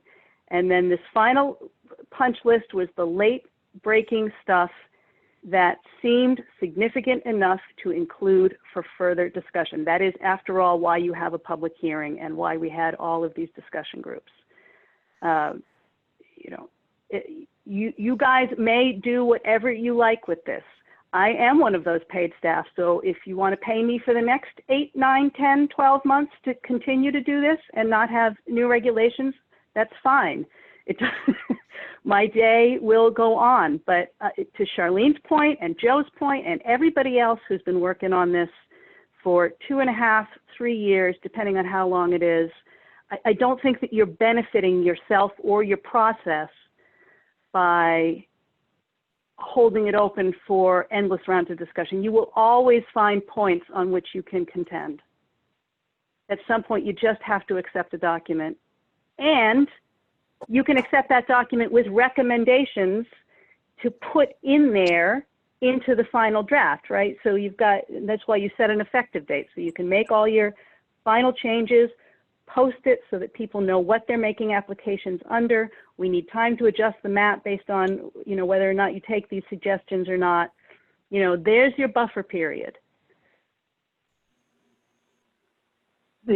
Okay, back to, what Kenny had mentioned about Main Street and all the other things. And then you said that was part of the downtown rehabilitation mill district. When did you, I missed the meeting apparently, change that name? A month ago, whenever it was brought up that the selectmen, the Board of Selectmen was adopting that rehabilitation area, the name was changed to further align it with efforts that were occurring elsewhere in town to show that we are working together. Yeah, isn't that part of that memo that Amy put in and asked us to get it on the agenda tonight? That's slightly different. It is related to the ordinance, not to the zoning change. Okay. Okay, so John, could you restate your motion, please, just so we're clear? Me repeat it? I withdraw the motion. Okay. I was going to move that to that old business and continue the public hearing, but never mind. Donna will have to live with it. Okay, so you have withdrawn your motion. Well, what was wrong with, in Donna's email, what is she saying that's off, Cindy? And how many pages has she read? Is she just getting into it and she's seen some things that are off, or is she at the end of it and she's accumulated the things that were off, and what are they? I don't know how much she's delved into it. I just think the major concern is, I'm trying to say this diplomatically. Of all the people that are qualified in our town hall to know what the zoning regs, how they intertwine with the building and the permits, is Donna.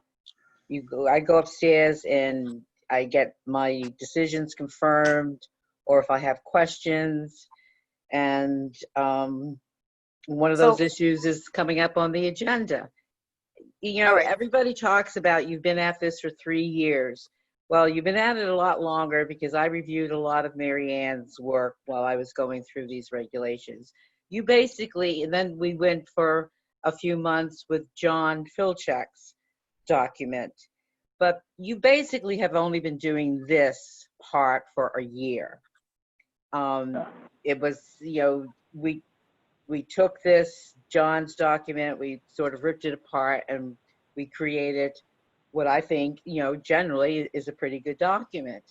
So you've actually only been at it, at this particular document, for a year. Yes, you've been at reviewing the zoning regs, for years. But, Yeah, we changed, if I can butt in, Cindy, we changed the process with the mentioning 2 or 3 years ago. That's when we used to meet as a commission. You Right. look at the current regulations and make changes item by item. Then all of a sudden, bingo, that group that wanted to change the town, I forget, what do you call yourself? But anyway, he says, okay, we have to get together with zoning, planning and zoning, and change some of the regulations to meet our goal. And all of a sudden, we're doing the whole shooting caboodle, which is okay with me.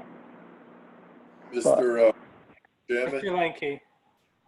Mr. Rice's part is pretty much on the money there. NECOG, which everybody knows, which I don't like them anyway, because they try to dictate when they get you into their web. When they and I remember some of the subcommittees in the beginning, like you and I, with Mr. Rice, when Greg Hill was the chairman, what we were trying to establish with the regulations, you know, to bring a lot of things up to date. Then when NECOG got involved, they come in and they just tried, I was baffled by it. So I'm glad they're out of the picture and we took it over, and this is what we've got. What we have, I think, is what this commission has really done with the diversity that we have of people on this commission. And here I'm looking at this, and in all reality, this whole thing with the subcommittee and all this whole thing actually started like maybe a year ago, but we really got into it sometime in May, or when this whole COVID thing started. And you look at the approved minutes that'll be coming up of June 16th and all this stuff. So in all reality, we've really been working at this thing for at least 2 months, like Charlene has said. Now, the thing has been open to the public through this whole time, and they had, anybody could come in. The other night, last Wednesday, I couldn't be in on the meeting, but the thing is, I come to find out, nobody else, nobody from the public weighed in. Maybe 2 people. Where were these people? And these people are the ones that are complaining about the way the regs are, about the gravel mining or the downtown mill or whatever we're trying to do to establish, to keep this town the way it is. We might be the quiet corner, but we're also the forgotten corner. And that's what we need to change. I'm not saying to bring in big business or anything, but we're trying to draw in people. We've got people that just bought out that mill on 1405 Riverside, and what they're going to do.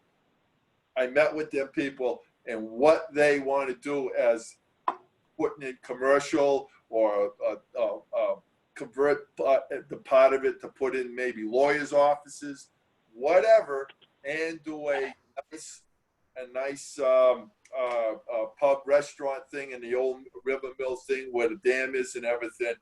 This is what we're working for. This is what our goal is for. So why are we dancing with this? Okay, let's just say, okay, if we have to have one small little meeting to finish up and get the dialogue better, so be it. But, you know, enough is enough. You know, we could drag this on for another 3 months if we wanted.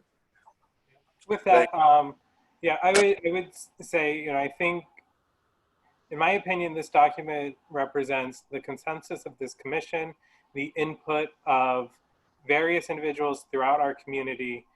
And with that, the chair moves to close the public hearing. Second it. Mr. Lanky seconds. Any discussion on the motion to close the public hearing?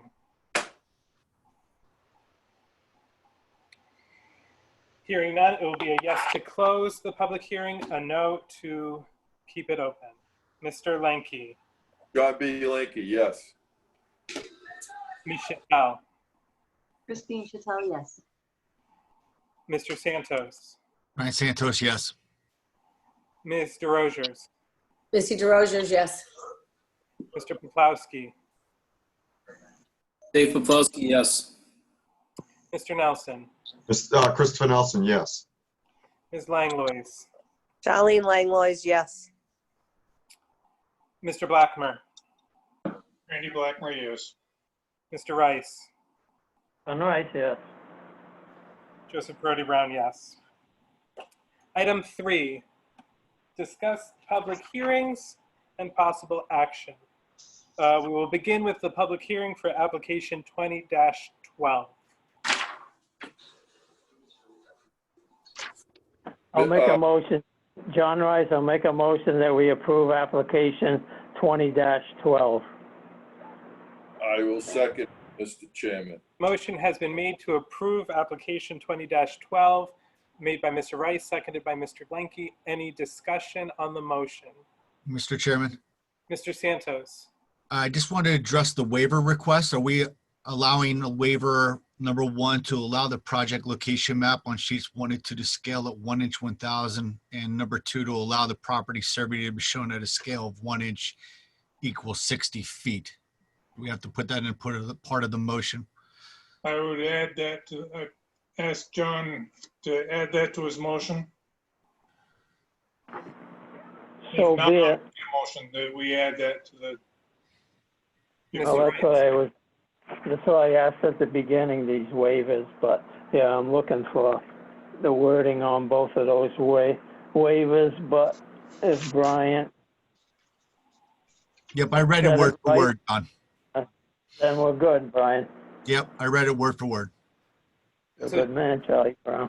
so Mr. Rice, do you amend your motion? I amend my motion to include the waivers that have been requested.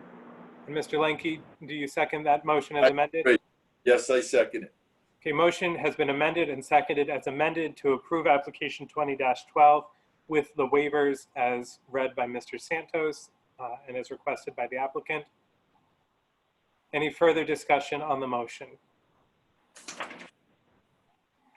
Hearing none, it is a yes to approve with waivers, no to deny. Mr. Lenke, John B. Linky, yes. Ms. Chattel, Tell yes. Mr. Santos, Brian Santos, yes. Mr. Rogers, Missy DeRozier's, yes. Mr. Poplawski, Dave Poplawski, yes. Mr. Nelson, Christopher Nelson, yes. Ms. Langlois, Charlene Langlois, yes. Mr. Blackmer, Randy Blackmer, yes. Mr. Rice, John Rice, yes. Joseph Brody Brown, yes. The application is approved. Okay, so the next discussion of public possible action is for the public hearing we closed regarding the regulation rewrites. Mr. Chairman, Mr. Santos, I think I'm just going to keep it real here. I don't think we're going to get to these discussion points and review guide items tonight. I think there's going to be a lot of them. And I know John Rice wants to take a look at some more, maybe some others. I think we're just going to have to reschedule for next week or the week after to close those. But instead of just moving it to the end, like I think everybody wanted, I think that's just going to be what's going to happen here tonight, my opinion. okay. Any other discussion? Why don't we just move it to next month's meeting, and that'll be at the end of the meeting. Try to, instead of not wasting, but taking all the time to go through it at the beginning. If we're not doing it tonight, I would prefer a special meeting to get it done. Yeah, I would agree with that. I agree. I agree. Special meeting again, maybe one last one. Dedicated specifically to this to make sure we get it done. Yes, sir. I agree. I agree with Mr. Chairman.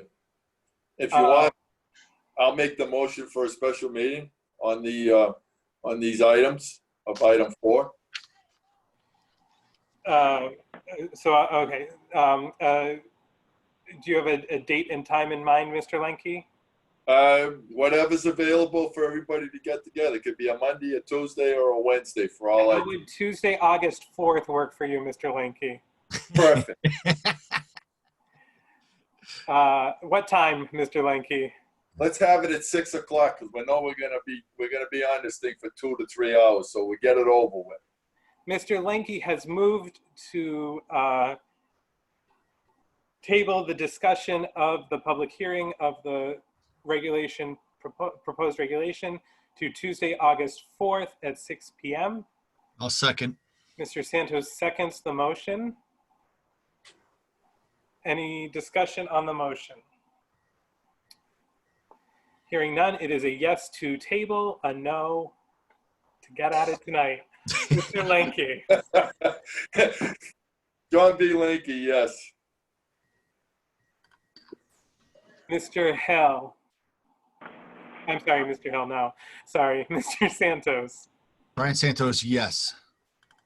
Mr. Poplawski. Dave Poplawski, yes. Ms. DeRogers. Missy DeRozier's, yes. Mr. Nelson. You're muted, Mr. Nelson. Christopher Nelson, yes. Sorry. Ms. Langlois. Charlene Langlois, yes. Ms. Chattel. Jane Chattel, yes. Ms. Chattel, yes. Mr. Blackmer. Randy Blackmore, yes. Mr. Rice. John Rice, yes. And Joseph Crody Brown, yes. Item 4.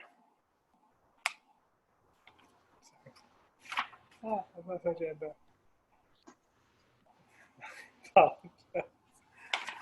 Item 4, approved minutes. Of the June 16th, 2020 Planning and Zoning Commission Subcommittee Regulations Review.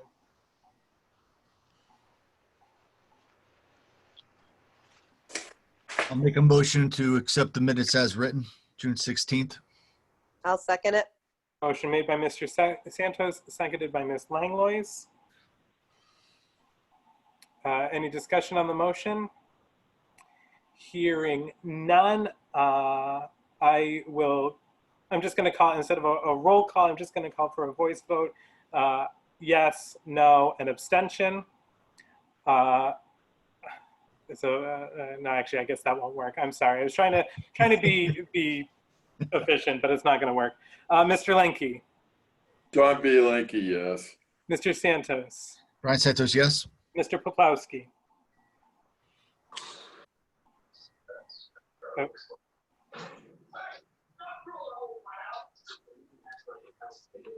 You're muted now, Ms. Yeah, okay. Dave Poplawski, yes. Thank you. Ms. DeRogers. Missy DeRozier's abstain. Mr. Nelson. Christopher Nelson abstain. Ms. Langlois. Charlene Langlois, yes. Mr. Blackmer. Randy Blackmore, abstain. Ms. Chattel. I'll abstain. Mr. Rice. John Rice, abstain. Joseph Crody Brown, yes. Item 4B, June 22nd, 2020, Planning and Zoning Commission regular meeting. I'll make a motion to accept the minutes as written for June 22nd. I'll second it. Motion made and seconded to approve as written the minutes of June 22nd. Any discussion on the motion? I just have on page 3, in the third paragraph, it says motion carried. All actions during the discussion of the public hearing on June 11th, 2020 are rescinded. I think that was just an error copied from above. That the vote is actually to approve application 20-08. So I would request an amendment to the agenda to reflect that. And just on page 9, just a typo. It reads season where it should read session. Session? Yeah. Yeah. So those are 2 amendments I would request made. So can. Yep. I amend my motion to accept those changes. Second it. And seconded as amended. Any further discussion? Okay, hearing none, it will be yes to approve as amended, no to not approve. Mr. Lenke, John B. Lanky, yes. Mr. Santos, Brian Santos, yes. Mr. Poplawski, Dave Paplowski, yes. Mr. Rogers, Mrs. Rogers, yes. Mr. Nelson, Christopher Nelson, yes. Ms. Langlois, Charlene Langlois, yes. Ms. Chattel, Chattel. Mr. Blackmer, Randy Blackmer, yes. Mr. Rice, John Rice, yes. Joseph Brody Brown, yes. June 24th, 2020, Planning and Zoning Commission Subcommittee Regulations Review. Excuse me, Mr. Chairman. Yes, Did Ms. Chattel, did she abstain from that last vote? I couldn't hear her. Yes. She abstained, thank you. sorry, Gloria, thank you. I'll try to do better on repeating the votes for you. My apologies. Make a motion to accept the June 25th, 24th subcommittee regulations as written. I'll follow suit. I second it. Motion made by Mr. Santos, seconded by Mr. Lenke. Any discussion? Hearing none, it'll be a yes to approve, no to not approve. Mr. Lenke, John B. Lanky, yes. Mr. Lenke, yes. Mr. Santos, Brian Santos, yes. Mr. Santos, yes. Mr. Poplawski, Dave Paplowski, yes. Mr. Poplawski, yes. Mr. Nelson, Christopher Nelson abstained. Mr. Nelson abstains. Mr. Rogers, Mrs. Rogers, yes. Mr. Rogers, yes. Ms. Langlois, Charlene Langlois, yes. Ms. Langlois, yes. Ms. Chattel, Jean Chattel abstain. Ms. Chattel abstains. Mr. Blackmer, Randy Blackmer abstains. Mr. Blackmer abstains. Mr. Rice, John Rice, yes. Mr. Rice, yes. Joseph Brody Brown, yes. June 29th Subcommittee Regulations Review. I'll make a motion to accept the June 29th meeting minutes as written. I'll second it. There you go, Lanky. Motion made and approved by Mr. Santos, seconded by Mr. Lenke to approve the minutes of June 29th, 2020. Any discussion? I just want to say I'm trying to make a motion, but I can't click my buzzer fast enough. Pick up. Someday I'll tell Leave you the my next one for Jeopardy story. Charlene, guys. Yeah. Charlie, we'll give you the last two. Yeah. Any further discussion? Hearing none, it's a yes to approve, no, not to approve. Mr. Lenke, John B. Lanky, yes. Mr. Lenke, yes. Mr. Santos, Brian Santos, yes. Mr. Santos, yes. Mr. Poplawski, Dave Paplowski shall abstain from this one. Mr. Poplawski abstains. Mr. Nelson, Christopher Nelson abstained. Mr. Nelson abstains. Mr. Rogers, Mrs. Rogers, yes. Mr. Rogers, yes. Ms. Langlois, Charlene Langlois, yes. Ms. Langlois, yes. Ms. Chattel, Christine Chattel, yes. Ms. Chattel, yes. Mr. Blackmer, Randy Blackmer abstains. Mr. Blackmer abstains. Mr. Rice, John Rice abstained, Mr. did Rice not attend meeting. abstains due to absence. Joseph Brody Brown, yes. July 7th, 2020, Planning and Zoning Committee Subcommittee, Planning and Zoning Commission Subcommittee on Regulations Review. You're I up, make a motion to accept the minutes of July 7th meeting. I'll second that motion. Ms. Yay! Langlois moves and Mrs. Rogers seconds. Approval of the meeting minutes of the July 7th meeting. Any discussion? Hearing none, it's a yes to approve, no to not approve. Mr. Lenke, John B. Lanky, yes. Mr. Santos, Brian Santos, yes. Mr. Poplawski. No. On a bed.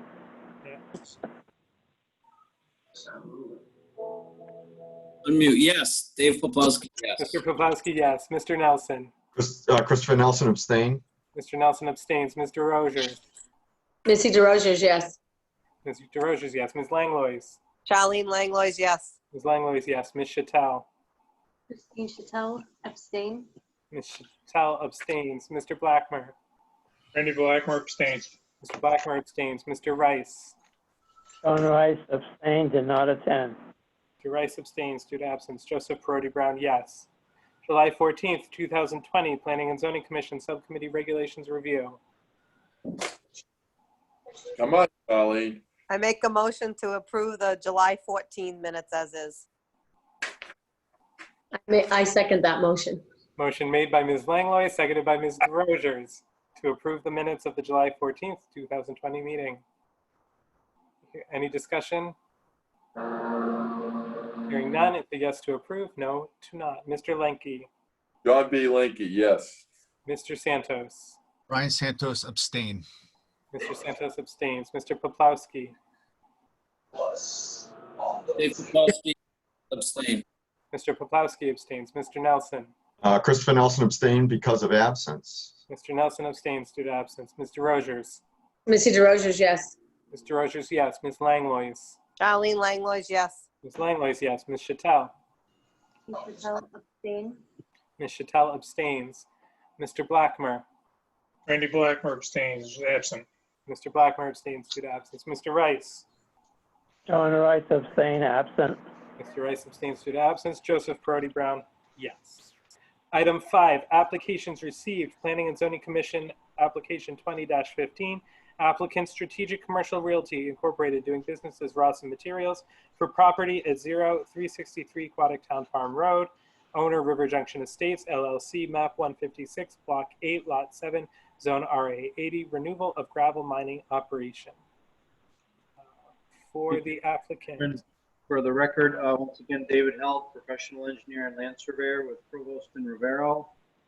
And as part of the application package, you received an updated topographic survey, which shows the conditions at this gravel operation site as of July 1st, 2020. And on that survey map, we've also overlaid in a lighter color the approved proposed grades. And you can see that the majority of the site is either at or somewhat above those proposed grades. A significant portion of the site, mostly in the southerly portion of the site, has been graded in anticipation of restoration. Topsoil has been spread. There are several piles of topsoil yet to be spread out. There's estimated about 1,200 cubic yards of material yet to be removed from the site, which is basically part of the stockpile in the northeasterly corner of the active area. Other than that, those stockpile areas are all topsoil or subsoil, which would be graded back onto the site for the final restoration. We do fully anticipate that during this fall planting season, all the restoration work will be completed, and by the end of the fall, there will be no more work remaining on this site. The areas of the site that have been graded off, which would be, again, those slopes in the southerly area of the site, they're largely revegetating on their own right now, just because of the amount of grass seed and rootstock that was available in the stockpiled topsoil. So it's naturally on its way to some pretty good restoration there. The fueling pad is in place. The stone driveway is in place and has been maintained throughout the excavation in the last year with refreshed stone to keep sediment from tracking onto Aquatic Town Farm Road. So all in all, the site has been in operation in accordance with your approval conditions granted last year. Regular monitoring of the groundwater has been done. Those reports have been submitted periodically to your zoning enforcement officer. We did update those groundwater monitoring reports today, actually, and those reports were given to your ZEO. So Again, the grading has followed the proposed grades which were approved, and the restoration is well underway at this point. So that's the primary reason for requesting a renewal, is just to allow the continued restoration when we've actually got suitable weather to establish vegetation out there. So we do not anticipate a further renewal of this next year.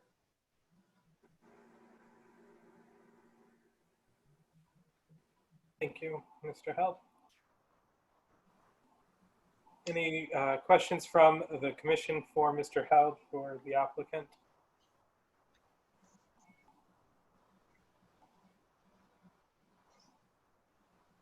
Hearing none. John Rice, I'd make a motion to approve a planning and zoning commission number 20-15. The applicant being Strategic Commercial Realty for another year. Renewal of a mining permit. Mr. Rogers? Yes, I will second that. Sorry, John. Mr. White moves to approve application 20-15. Mr. Rogers seconds the motion. Any discussion on the motion? Mr. Chairman, Mr. Santos? just for Cindy, they're up to speed on all fees and stuff like that, right? I saw your ZEO comments. That all seems fine, and I saw the water table report come through, and that as well looks fine. But just a dumb question. They're all paid up and everything's good on the fee structure, right? Oh, yes, they are, definitely. All right, very good. That's my only comment. Thank you. Thank you, Mr. Santos. Thank you, Ms. Dunn. Any other? I have a comment, Joe, just not on the approval, but I know there was a lot of discussion, a lot of problems with that area when they first applied for that permit. But I wish a lot of those people that were making the complaining go take a look at that area right now, especially the house that they were trying to save, that farmhouse. I haven't seen that piece of property look as good as it has right now in the last 50 years. Thank you. Yeah, thank you, Mr. Rice. Just to add another comment, I've been, driving around gravel operations since, for years, and that's one of the neatest gravel operations I've seen. Thank you, Cindy. Yeah, and I do think we have in fact heard some members of the public comment on how clean an operation that is. Point of order: Mr. Nelson just had to step out of the meeting, so Mr. Hill, I will seat you for Mr. Nelson.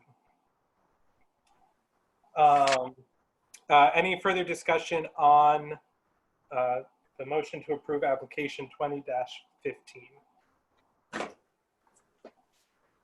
Hearing none.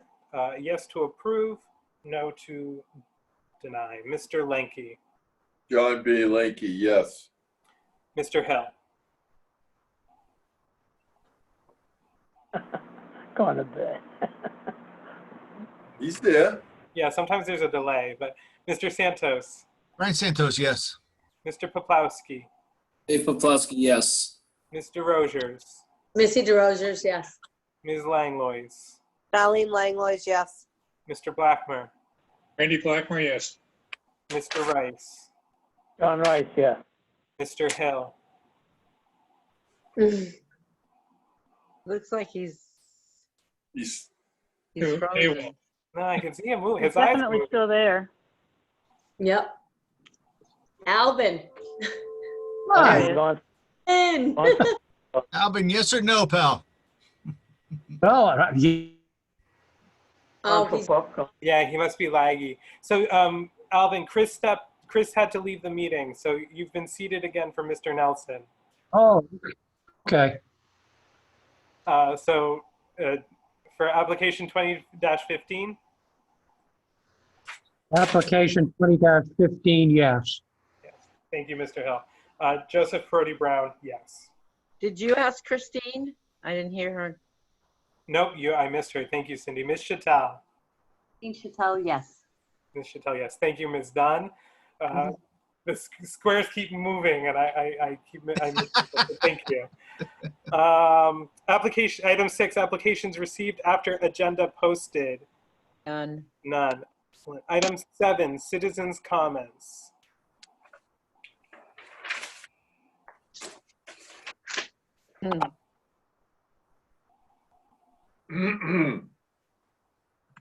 So certainly, again, either through the chat function or if you would just like to request to be recognized in citizens' comments.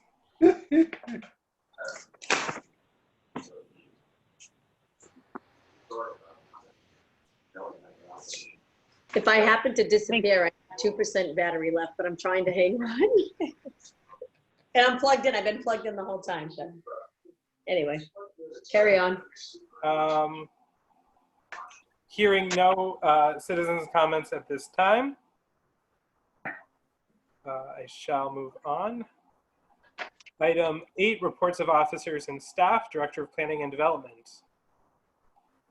Well, I didn't have anything because, as you know, I'm actually on vacation here at this meeting. But since we did just set that meeting for the 4th of August, next Tuesday, this is mostly relevant to you, Joe, and Charlene, because I was going to have the first meeting of the group to work on the POCD that evening.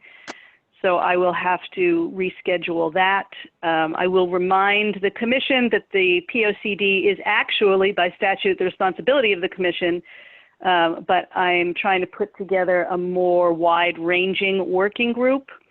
If you are specifically interested in working on that, just send me an email to my work email, and I'll get it when I, get back in the office. I had, as I just said, tried to set a first meeting for next week when I got back, but it'll have to be the following at some time, and I don't know what that'll be yet at this point. Great. Thank you, Tira. ZEO memo. Yeah.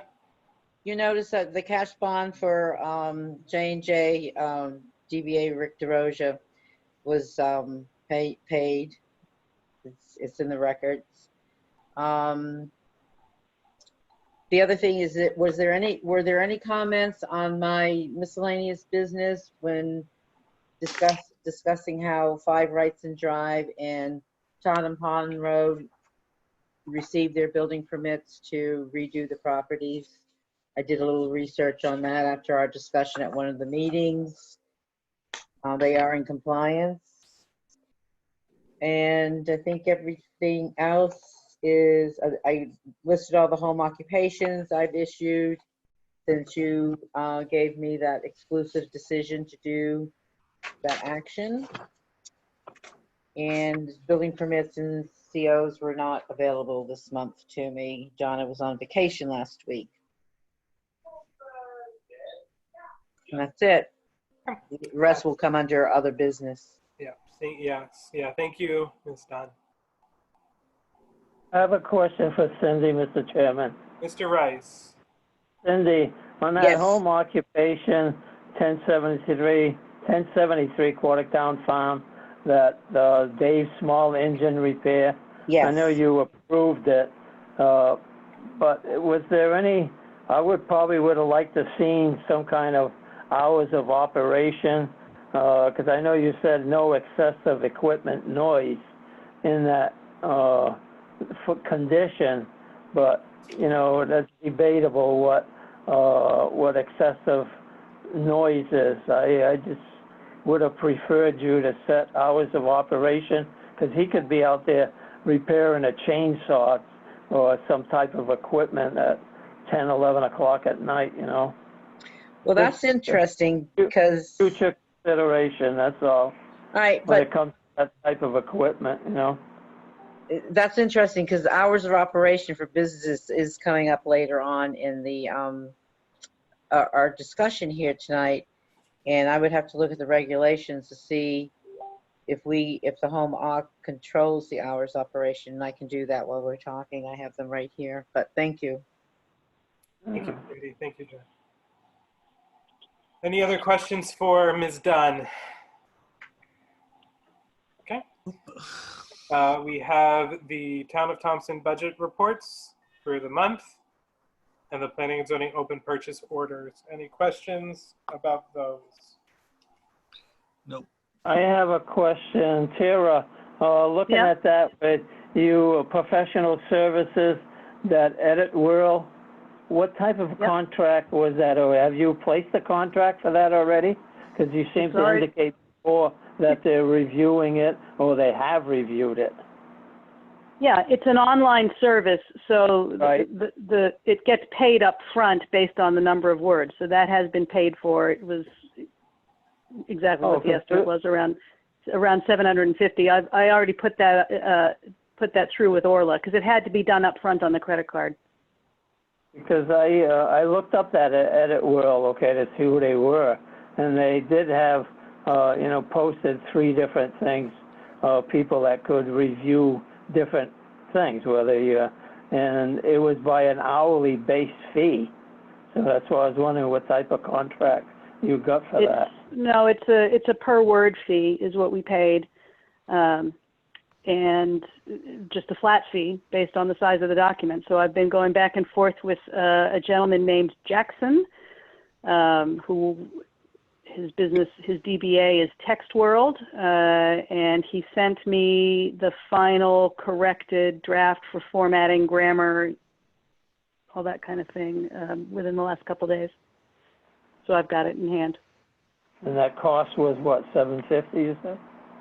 Yeah, $749 and change, I think, to be exact. Close enough, okay. So we did encumber that $1,500 from last year, so we're all set, I assume. Oh yeah. You're well covered. We encumbered the full amount in case it ran over the estimate that I had, but there were no charges over the per word cost. Okay, we may need that again to do the final review. Because, that money being encumbered for professional services, we can use it for something else. Doesn't have to be specific to that Edit World, or did you set it up that way? No, it was encumbered to Editor World. So since we have a balance and it is encumbered to the vendor, we'll probably end up holding that for the POCD. Because there's nothing else that he should need to do, even with whatever changes get made following the discussion and action. All the formatting changes have been made, so now it's just me plugging into an editable draft. Okay. That was my only, Mr. Chairman. Yeah, did you have something else, John? No, that's it, Jim. Thank you. Thank you, John. Thank you, Tira. Surely. Item 9, correspondence. Any questions or comments on those that we've received? John, Mr. Chairman, I'm sorry. Mr. Rice.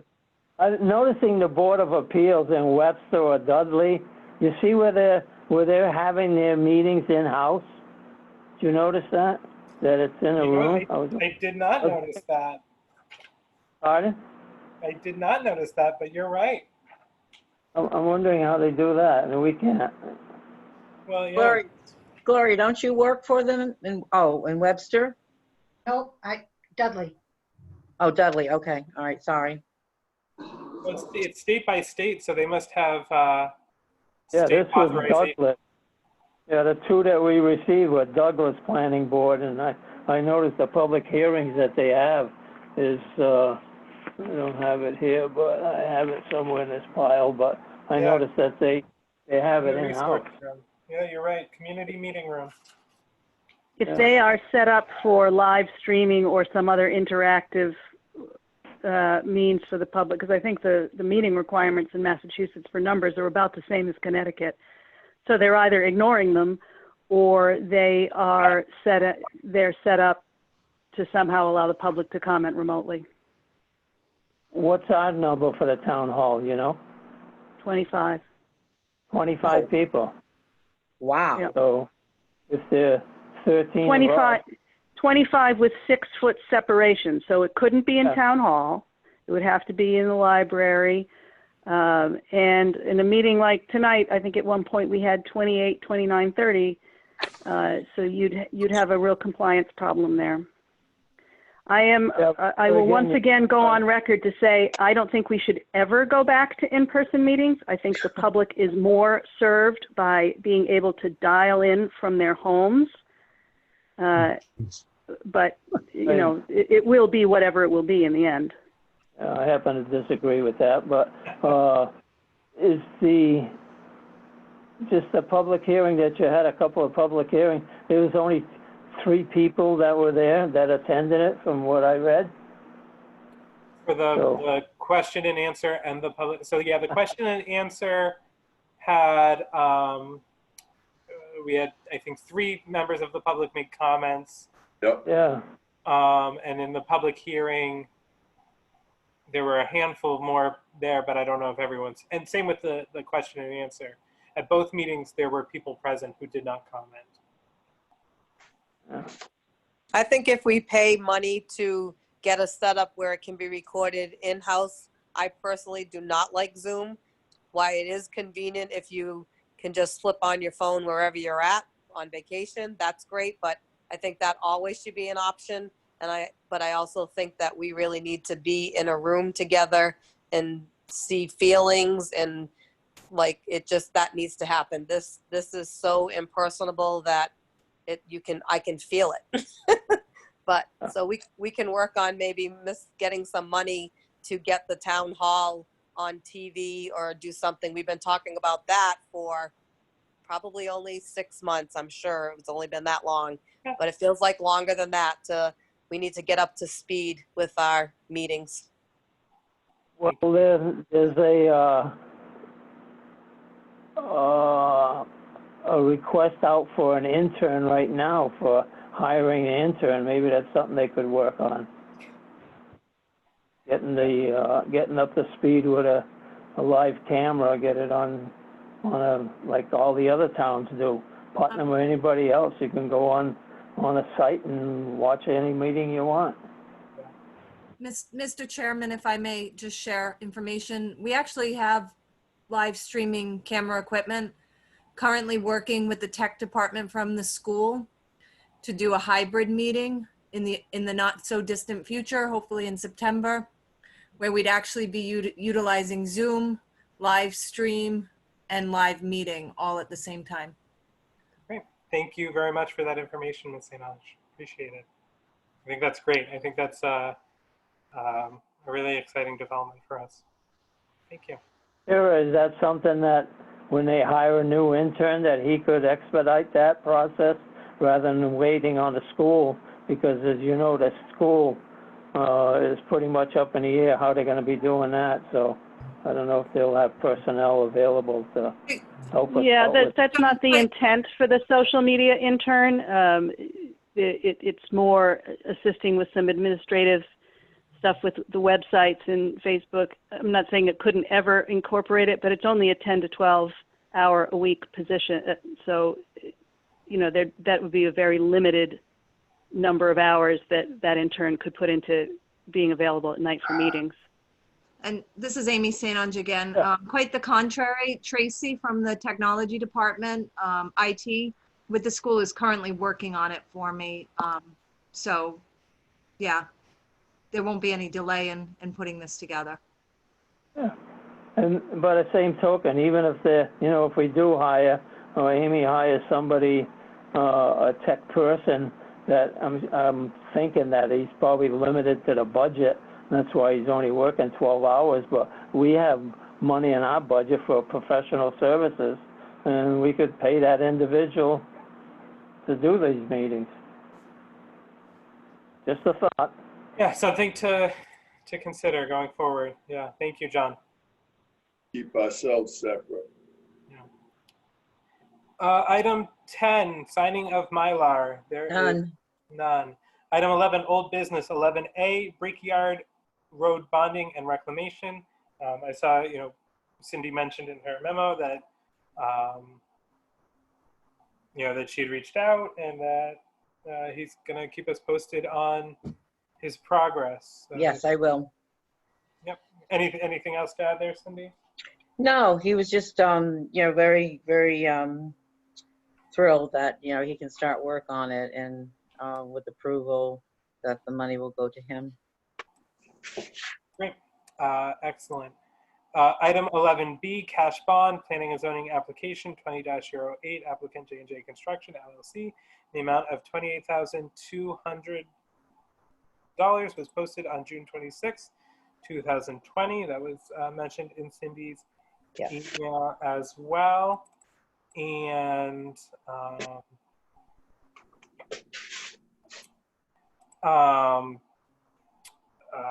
item 11C is the rehabilitation area resolution.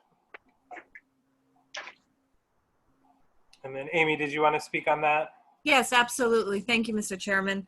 I had asked for this to be added to old business. The Board of Selectmen had come before you to request that we move forward with establishing a rehabilitation area, which will allow us to fix the assessment on the mill project.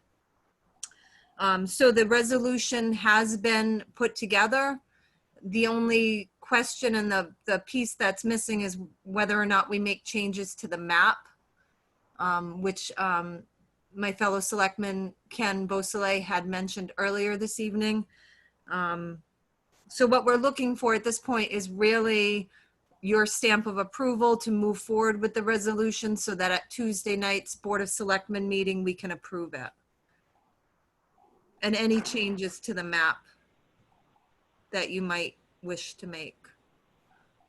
I'm sorry, Amy, could you clarify that? Do you need the changes acknowledged before Tuesday? I think that we need to have the map decided on as far as whether or not we're going to add those side streets before Tuesday, because it's kind of one whole piece. Okay. Okay, so this is something that we were, I think, planning to discuss as part of our discussion of the proposed regulations on Tuesday. But and just know that the truth is that the map does not have to match whatever your zoning regulations are, and that was clarified by our attorney. Tira, for consistency's sake, had wanted to have them the same. So correct. Yeah, well, I think you can make a note, Mr. Chairman. Both of these meetings are on Tuesday. Ours, I believe, starts an hour earlier than Amy's. If we could put that as the first item. Do you think you could take care of it? Yep. You broke up there, Amy. I'm sorry. No, do you think that you could squeeze it into that first hour and then we could move forward with that with our meeting at 7? I think it's a good idea. I think it's a good idea. I think so. Why not? Okay. We'll Sounds just great. make a note. Gloria, make a note to discuss the map first. Just everything to do with the map will be the first agenda item on Tuesday. And we'll send it over hot off the presses to the Board of Selectmen meeting. That's I have a perfect. Thank you all. question, Amy, Chairman. You're right. Amy, what is the purpose of this, and what's the town? I mean, I read it, but the thing I got out of that is that getting 3 family homes, and we already have that. Okay, in the purpose of downtown. But I'm sorry. the main purpose of the resolution was to provide some form of tax relief to the developer of the 929 mill. According to Connecticut state statutes, this was the lengthiest term to fix the assessment on the property. So in the resolution, it defines, and I don't have it in front of me, but it defines exactly what's going to be offered. And this would apply to anybody that was renovating a dilapidated multifamily unit. So it would be a great way to improve that whole corridor, that whole section of town where there might be some undesirable buildings. If they qualify under this resolution, under the criteria, then any developer could come in and restore properties that were multifamily units. So does the person, the developer, have to live in that unit? Can the person come in, buy a home, make a 3 or 4 family apartments and not live there and just collect rent? Oh, right. They don't have to necessarily live there. They just have to match the criteria that's listed within the resolution. So we're going to have absentee landlords then, in a sense. Well, the whole purpose was the 929 mill. If you want to consider that an absentee housing unit, I guess that would be as well.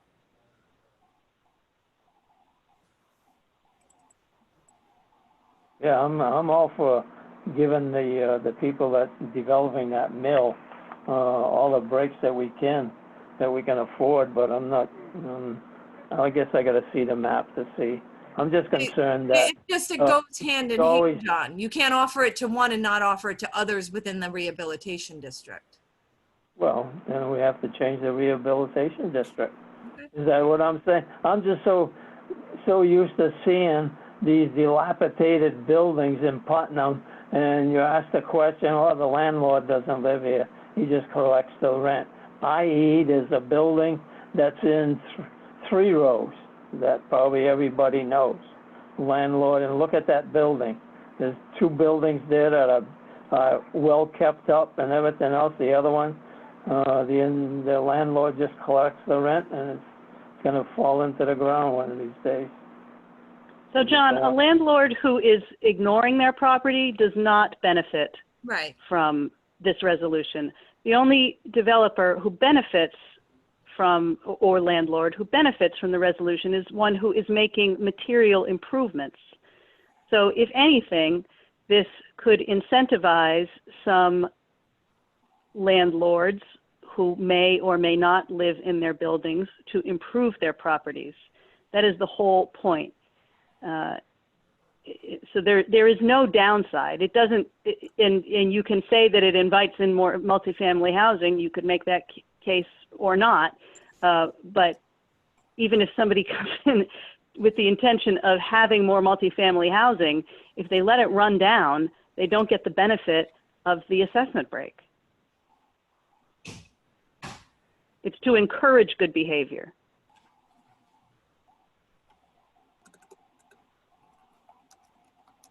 Okay. Thank you, Tira. Thank you, John, for those questions. So we'll discuss this first thing at our meeting on Tuesday. And any other questions about this resolution?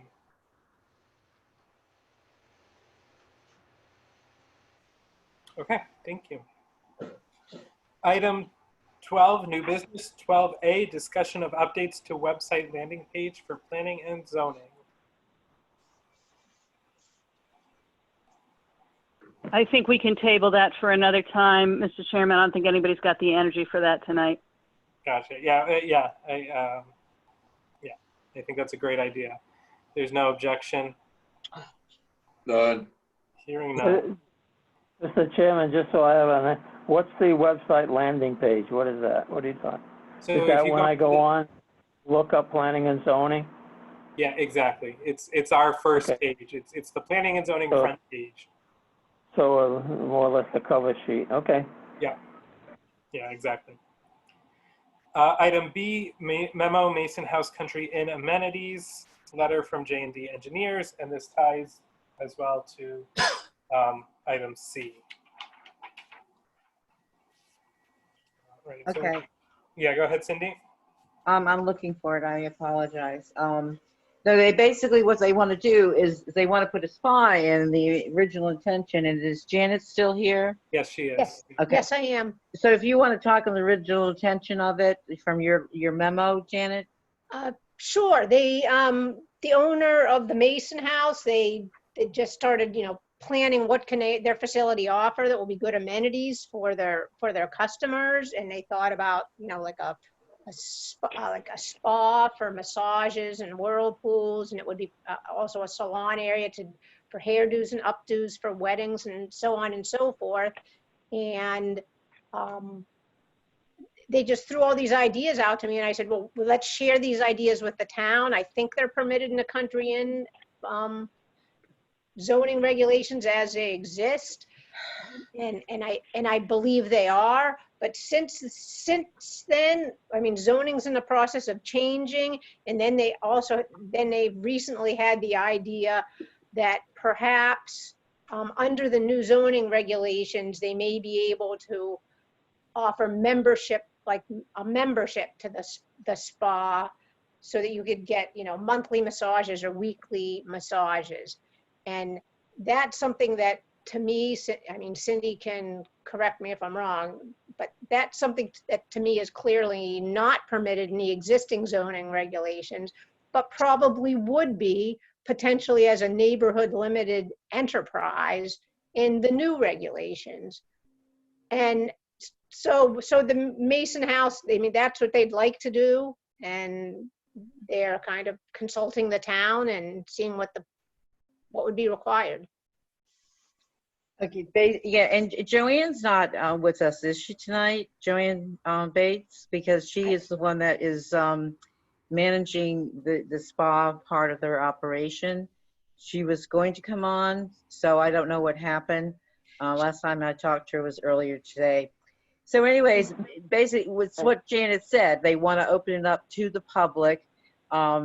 Through right now, they're talking about a membership type of program, and it's not going to create an enormous amount of traffic, because the membership program is going to be expensive, and it's going to be expensive to have anything done there to begin with. So, but I agree with Janet. I think under the new regulations, by the time they finish their construction, the new regulations should be in place. And I don't see an issue with the business being opened up to the public in that district. So that's my take on it. And without Joanne being here, that's pretty much what she wanted to talk about. And if you have I think we have a simple fix for that, which is just as we define country inn, as it is currently written, a country inn, and I'm talking about currently in the proposed draft. A country inn is a building originally designed as a residence, which is converted to use as overnight accommodations for transients in exchange for compensation. And this was what we added. A country inn may or may not be owner occupied, but may not be part of a hospitality group or franchise. A country inn may include an area for food and beverage service, may provide meals other than breakfast, and may be open to the general public. I think that we can just expand that definition to say, and may provide other personal services. I think that makes it clear what the intent is without having to go and add anything back into the text. Okay, sounds good to me. Can that, John, Mr. Chairman, Tara, can that be more specific as to what they're looking for, as to say, you know, a salon, and makeup and nails, hair? Well, that's up to you guys, but I would suggest leaving it fairly open-ended. You know, in personal services in a country inn, and let those personal services be defined by the operator. But you guys can decide whatever you want. That kind of leaves it open, doesn't it? Personal services. It does. Yeah. So well, if we're going I mean, if you're worried that they're going to run an escort service out of there, that's already illegal, so we don't have to control for that. I know. Just soon. If this is all they want, then I'd make that part of that, and that would also go with the Lord Thompson Manor, because they have a permit. You know, yes. If they wanted to do that type of thing. Yeah, they would be eligible if they wanted to add those whatever personal services they found appropriate for their clientele base based on the new definition, which is why I would favor leaving it open.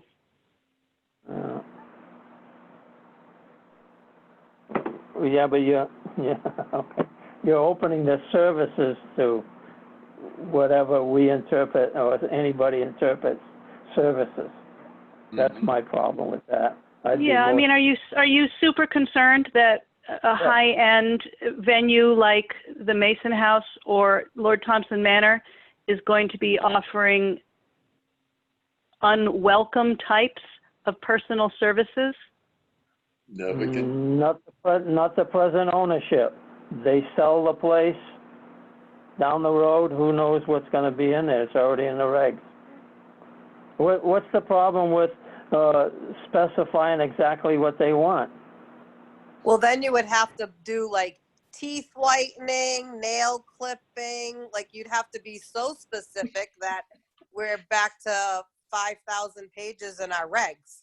I get what you're saying. Like you want to be, I mean, when they sell it and somebody goes in there, do they take everything over, or do they come up to the town and meet with planning and zone or ZEO and say, this is what I'm going to do in it, and then go from there? Well, whatever. That was my comments. It's just that reading their request, the only believes that, a building will still contain a guest room, but will also contain a salon where guests can have hair, makeup, and nails done. And then the other couple sentences down, they also propose to have guests as a part of a getaway weekend package. Things have changed. Mr. Chairman, Shalanky. Mr. Rice, I'm gonna agree with Mr. Rice on that to a point. And also with Charlene in the beginning, here we go again. Now, we're changing the regs, and all of a sudden, all this other stuff is coming out. What we want to do this now. We want to do this now, and it's like it's going to be never ending. So we either got to put our foot down and say, okay, where do we draw the line? We have to draw a line. So Mr. Rice has a good point. Charlene has a good point, and we need to. I'm not saying they can't do anything with the house there. The whole thing is to get the house up and running and, have weddings and what stuff like that. I get it. But if it's going to be specifically for weddings, if they want to use the salon specifically for weddings or bar mitzvahs or whatever, okay. But if, where are we going to draw the line? Again, to the public, you know what I mean? What's the real intent? Well, does it have to be so, like, dramatic? Mr. Rice, what are you afraid, what are you thinking? Because something must have popped in your mind to be like, oh, we got to watch out for this. So is there one thing that you're thinking, or are you trying to think of things that haven't happened yet that could? I'm thinking of somebody else buying that property down the road. I probably won't be around to see it, but that's okay. But, I just have a problem with being what Kira phrases as that one point. I'd like to help these people and give them exactly what they're requesting. So it is a $2 million property when all is said and done. So I think that the idea that somebody is going to buy it and turn it into, I don't know, a flop house or a brothel. Nobody thought that they spent $500,000 to buy that place that was falling in. The first floor was in the basement. Who would spend $500,000? So that's what I'm saying, John. So if they sell it in the future, they're going to be invested over $1 million in it. They're not going to be selling it in a fire sale. They're going to be selling it to a responsible and responsive owner with an established business. They're selling an established business if they choose to sell down the line. Right, and if anything's illegal happening there, then that's something out of planning and zoning jurisdiction, correct? I was reading something. You're asking me a question, Charlene? No, I was just saying, Okay. if something illegal's going on there after it sells, because we're leaving this open, so, you know, they might want to take photography pictures in there, but we didn't have it on the regulation, so now they can't do it. They got to come back to get that put in there. I mean, if they're doing something illegal, then that's out of our hands. That goes to, well, would go to you and then to the police, the FBI, and so forth. It's a little dramatic here. It's starting to get out of hand. So what are we saying here, guys? Because Joanna's going to be calling me Wednesday. Well, Mr. Chairman, Mr. Lenke.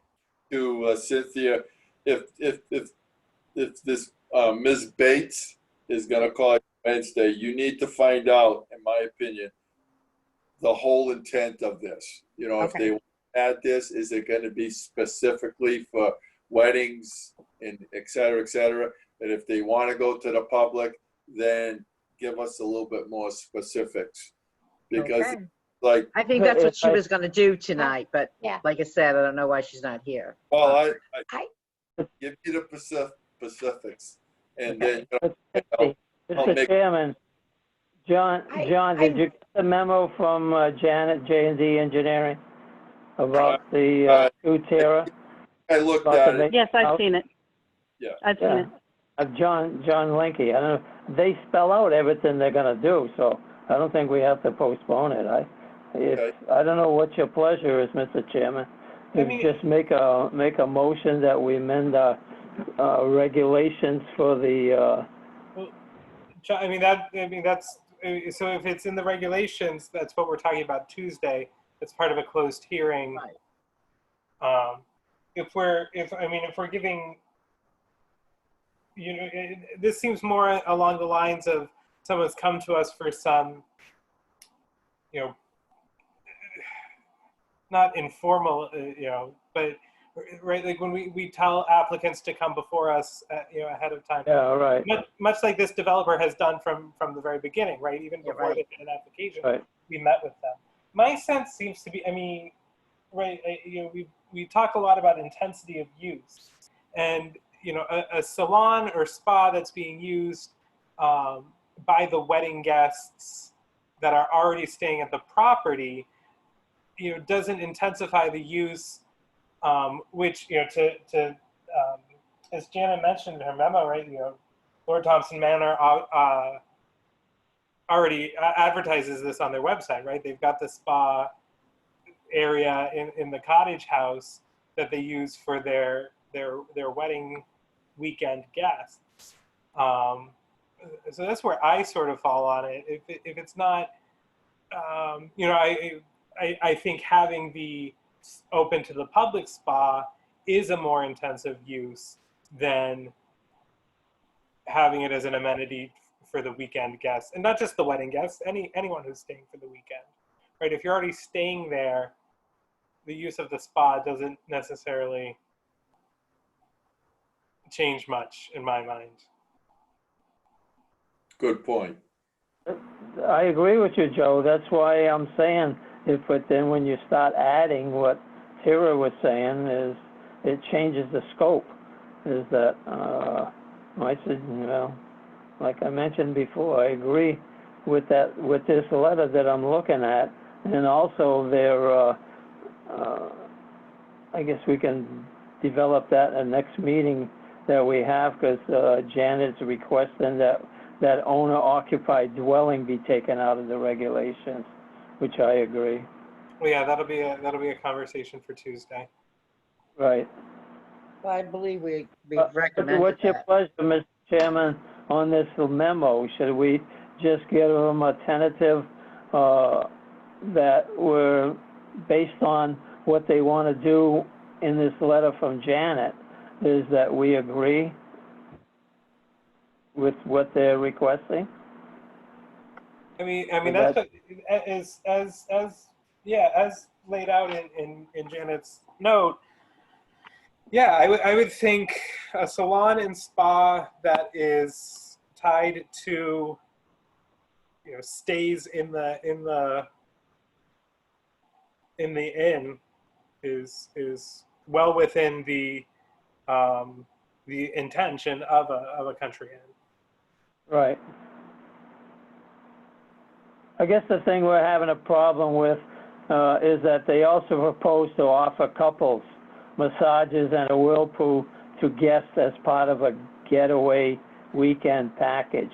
So that indicates to me that my wife and I wanted to get away for the weekend. We'd go spend a weekend there, and all these amenities would be available. Yeah, right. On a You would week. stay there. I mean, I don't know if you would right. stay there because it's like what, a mile and a half from your house. but I'm saying, yeah, that's the idea. Again, like if people are already coming to the inn and staying there, what do I care if they get a couples massage or if they don't get a couples massage? They're already there. Right.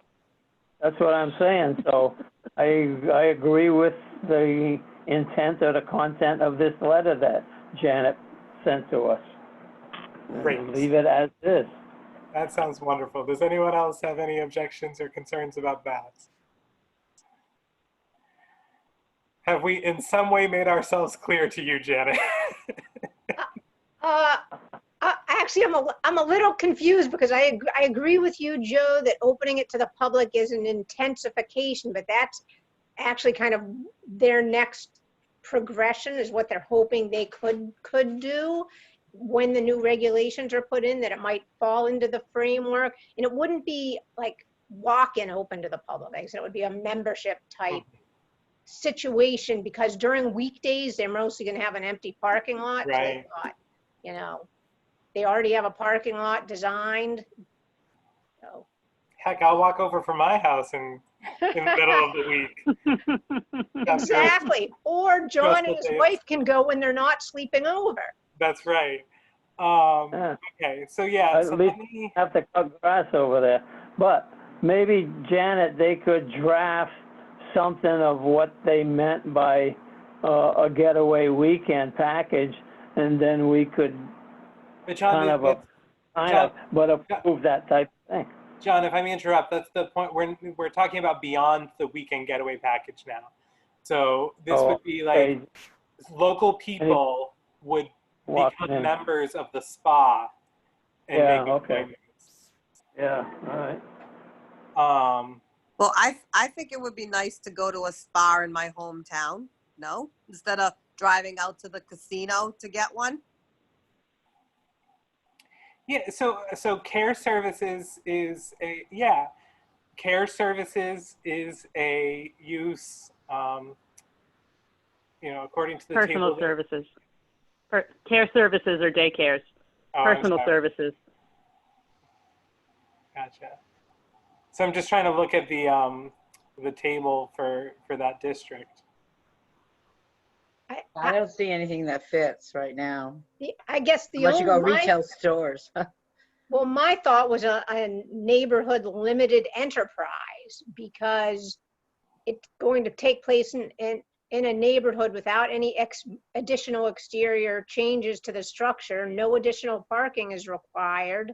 Yeah, but you have to live there, I think, for neighborhood. Yeah, the neighborhood limited enterprise, Janet, is intended as a next level business for owner occupied. Yeah. Okay, got it. It's a next level up. That's why I think that you're best served by just including that a country inn can also incorporate personal services. It already says that it may or may not be open to the general public. And, it's a country inn. It is a high-end property. There's not going to be any personal services going in there that are going to be trashy or low end. And even if it does change hands, you are talking about a $1 million+ investment for a new buyer as well. So I think Mr. Rice is imagining problems that are unlikely to occur. Okay, I'll drop that part of it. But how about the neighbors, the amount of traffic going into that place? Would that be a concern of anybody? I mean, I know now. How much traffic is in that out in the common? At 7:45 in the morning, a lot. Yes. I know, but we're gonna change that. You're gonna have to go down Bates Avenue. Well, one thing I can share with the commission is I've seen the floor plan because I needed that to design the septic system for it, and the septic system has been approved. There's only a few rooms for a quote treatment. I believe there's 4 rooms, so if there's 2 people in each room with that's 8 people, and the parking lot was already designed to have like 15 or 16 spaces. So just by the nature of the structure, I don't think it can generate that much traffic. Yeah, so I think, I think what we're gonna have to do is, we're looking at changing a little bit of the language of the country inn. So that's a conversation having closed the public hearing, that we'll have to discuss amongst ourselves.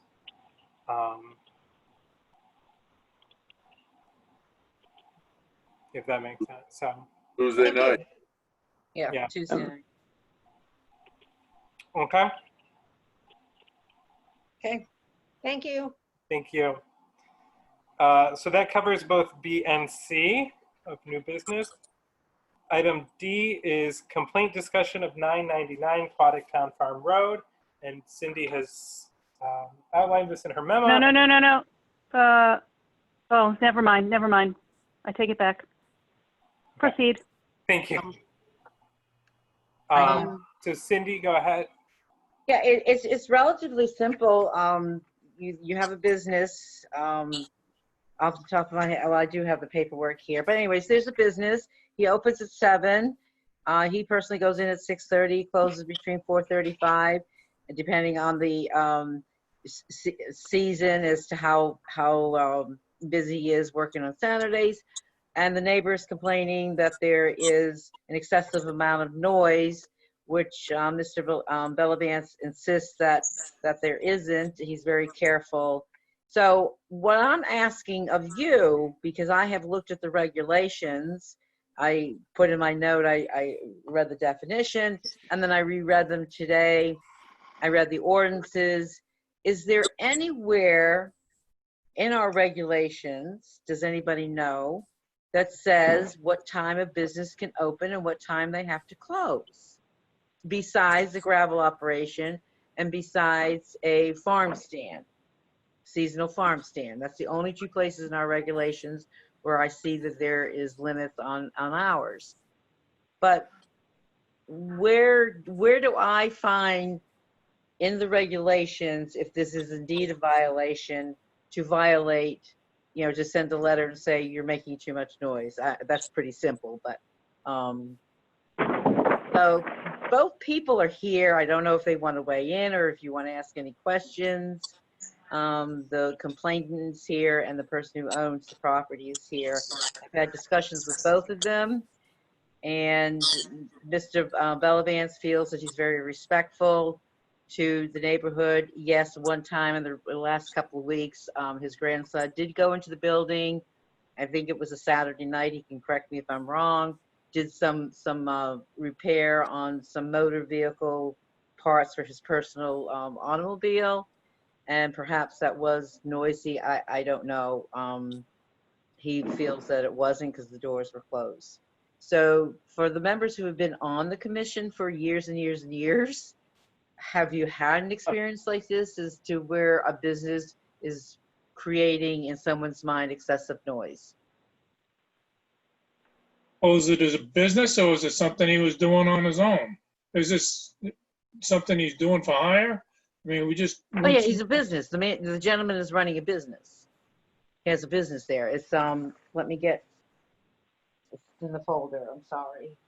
It's it is Advanced Design Surfaces. That's the business on the building on Aquatic Town Farm Road. Mr. Chairman, this is Jim Bellavance. Yes, Mr. Bellavance. What she just said was not true. The building itself is actually owned by the design services, but I am the only tenant there, and I've been at that location for 17 years. and I have 7 employees, and we go in at 7 a.m. We are out at 4:30 p.m. On Saturdays, if we ever work Saturdays, and it's only in the fall when we're really busy. My people come in around 8 o'clock in the morning and usually work a half a day. If it's only happened maybe once or twice a year that we'd actually have to work on a Sunday, and that would be after 12 noon. I try to be as respectful as I possibly can. The only thing that was running in that building when my grandson was doing some powder coating was an air compressor. And if you see how far my building is from this person's home, an air compressor does not make that kind of a noise. But besides that one time, and I don't know, and I'm not going to sit here and say, oh, it wasn't much or it wasn't, I don't know. But all I'm saying is I never, ever have my people come in before 7 a.m.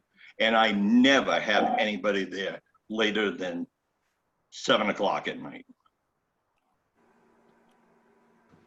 And my noise is not that loud. We're talking just general drill presses and welders and table saws, but it's all inside of a building. So, I mean, it's just minimal noise. So, I mean,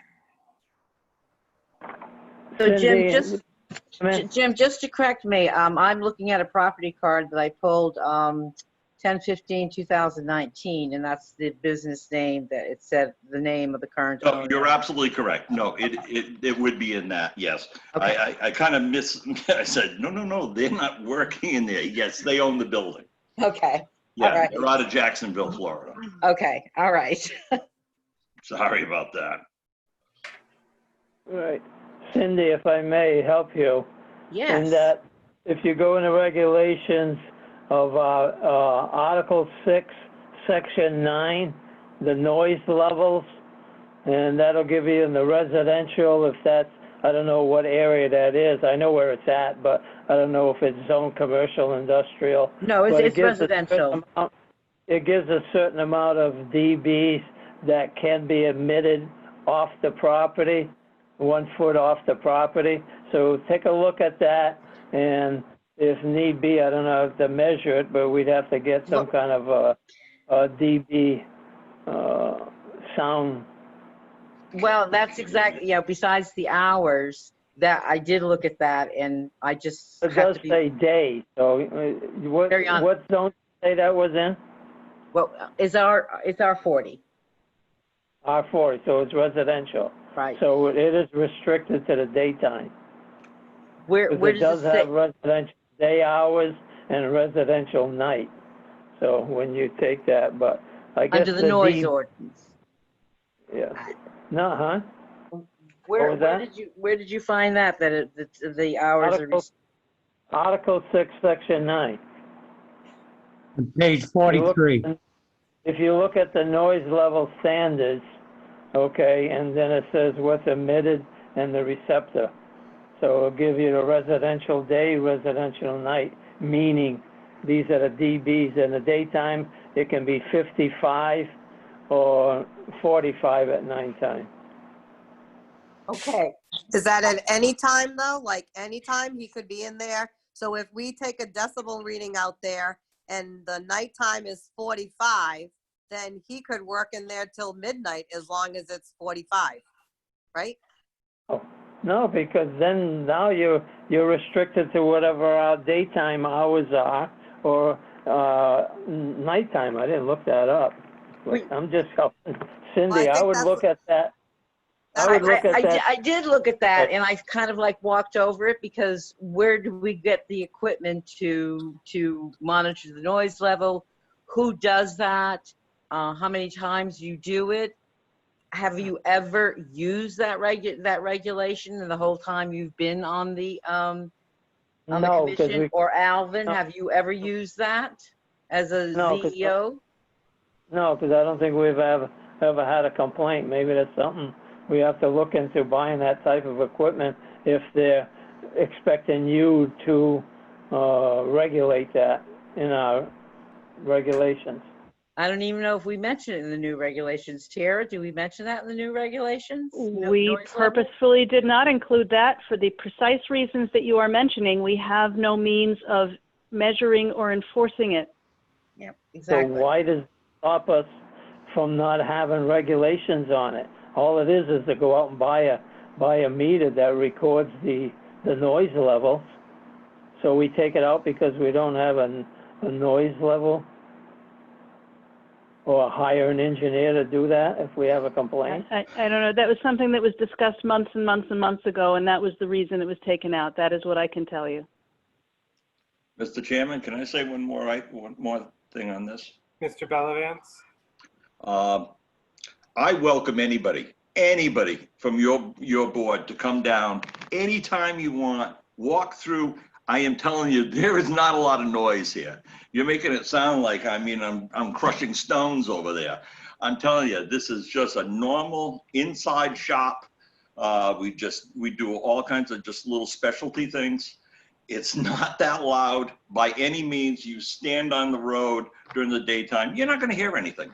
90% of the only time our doors are actually open is when it's this hot. Besides that, our doors are closed all the time, and there's literally no noise that comes out of my property. I just want you to understand also that the complaint person, I mean, this is the second time in less than a year he's complained about me. It's just one person. All the other neighbors all around me, I've been there for 17 years, never had a problem with anybody. It's just this one gentleman. And I'm just really dumbfounded that I'm actually talking about this right now, because I just haven't done anything wrong. Mr. Chairman, Mr. Lanky? to the gentleman that just spoke, you're talking an air compressor. What size air compressor you running? Because that's right in my area, what I've done for a living and stuff like that. I know what a drill press does, work them too, you know. I mean, I got table saws, I've got a plasma cutter, but the plasma cutter doesn't make any noise at all. I mean, it's basically a torch. I know what a plasma cutter does, you know, you're right. It doesn't make noise. This is not, yeah. But the air compressor, what do you have? Is it a single phase, you know, with a 5 horsepower motor with two big cylinder compressor? No, it's just a single. I got two small. I got one that's a small one and one that's just a little bit bigger. I really don't have to have a lot of air capacity. You have like a 2.5 to. Yeah. But maybe I think it's maybe like 3.5 horse. They don't make that much noise. No, they don't. I got 2 of them in my workshop. Yeah. Mr. Chairman, and I can tell you right now, the thing that makes more noise in my shop will be my gas welder when I fire it up. You can hear that a couple hundred feet out down the road, but that's the way it is. That's an old style thing. But what he's talking about, doors closed, his decibels will probably be within the decibel range of 63 at 100 feet. I'll take that back. 63 decibel, which should be no more than 50 feet. And then that's where your noise level comes in. So if you were to measure 50 feet, and if you can hear it, then you know you're above 63 decibels. That's a good Hey, for whatever it's worth, guys, I am sitting in a house right now where there is metalworking machinery currently operational and functioning in my basement. I can hear it a little teeny bit, and yeah, you could never hear this stuff outside. It's just whatever. But I truly welcome anybody from the board to come down and inspect my property. I truly mean that. I would welcome it.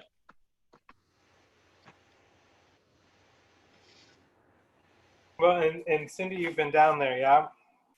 Yes, I was down there last year. Hello. I'm here. Mr. Deary would like to speak. Yeah, Mr. Deary? Yes, can you hear me? Yes.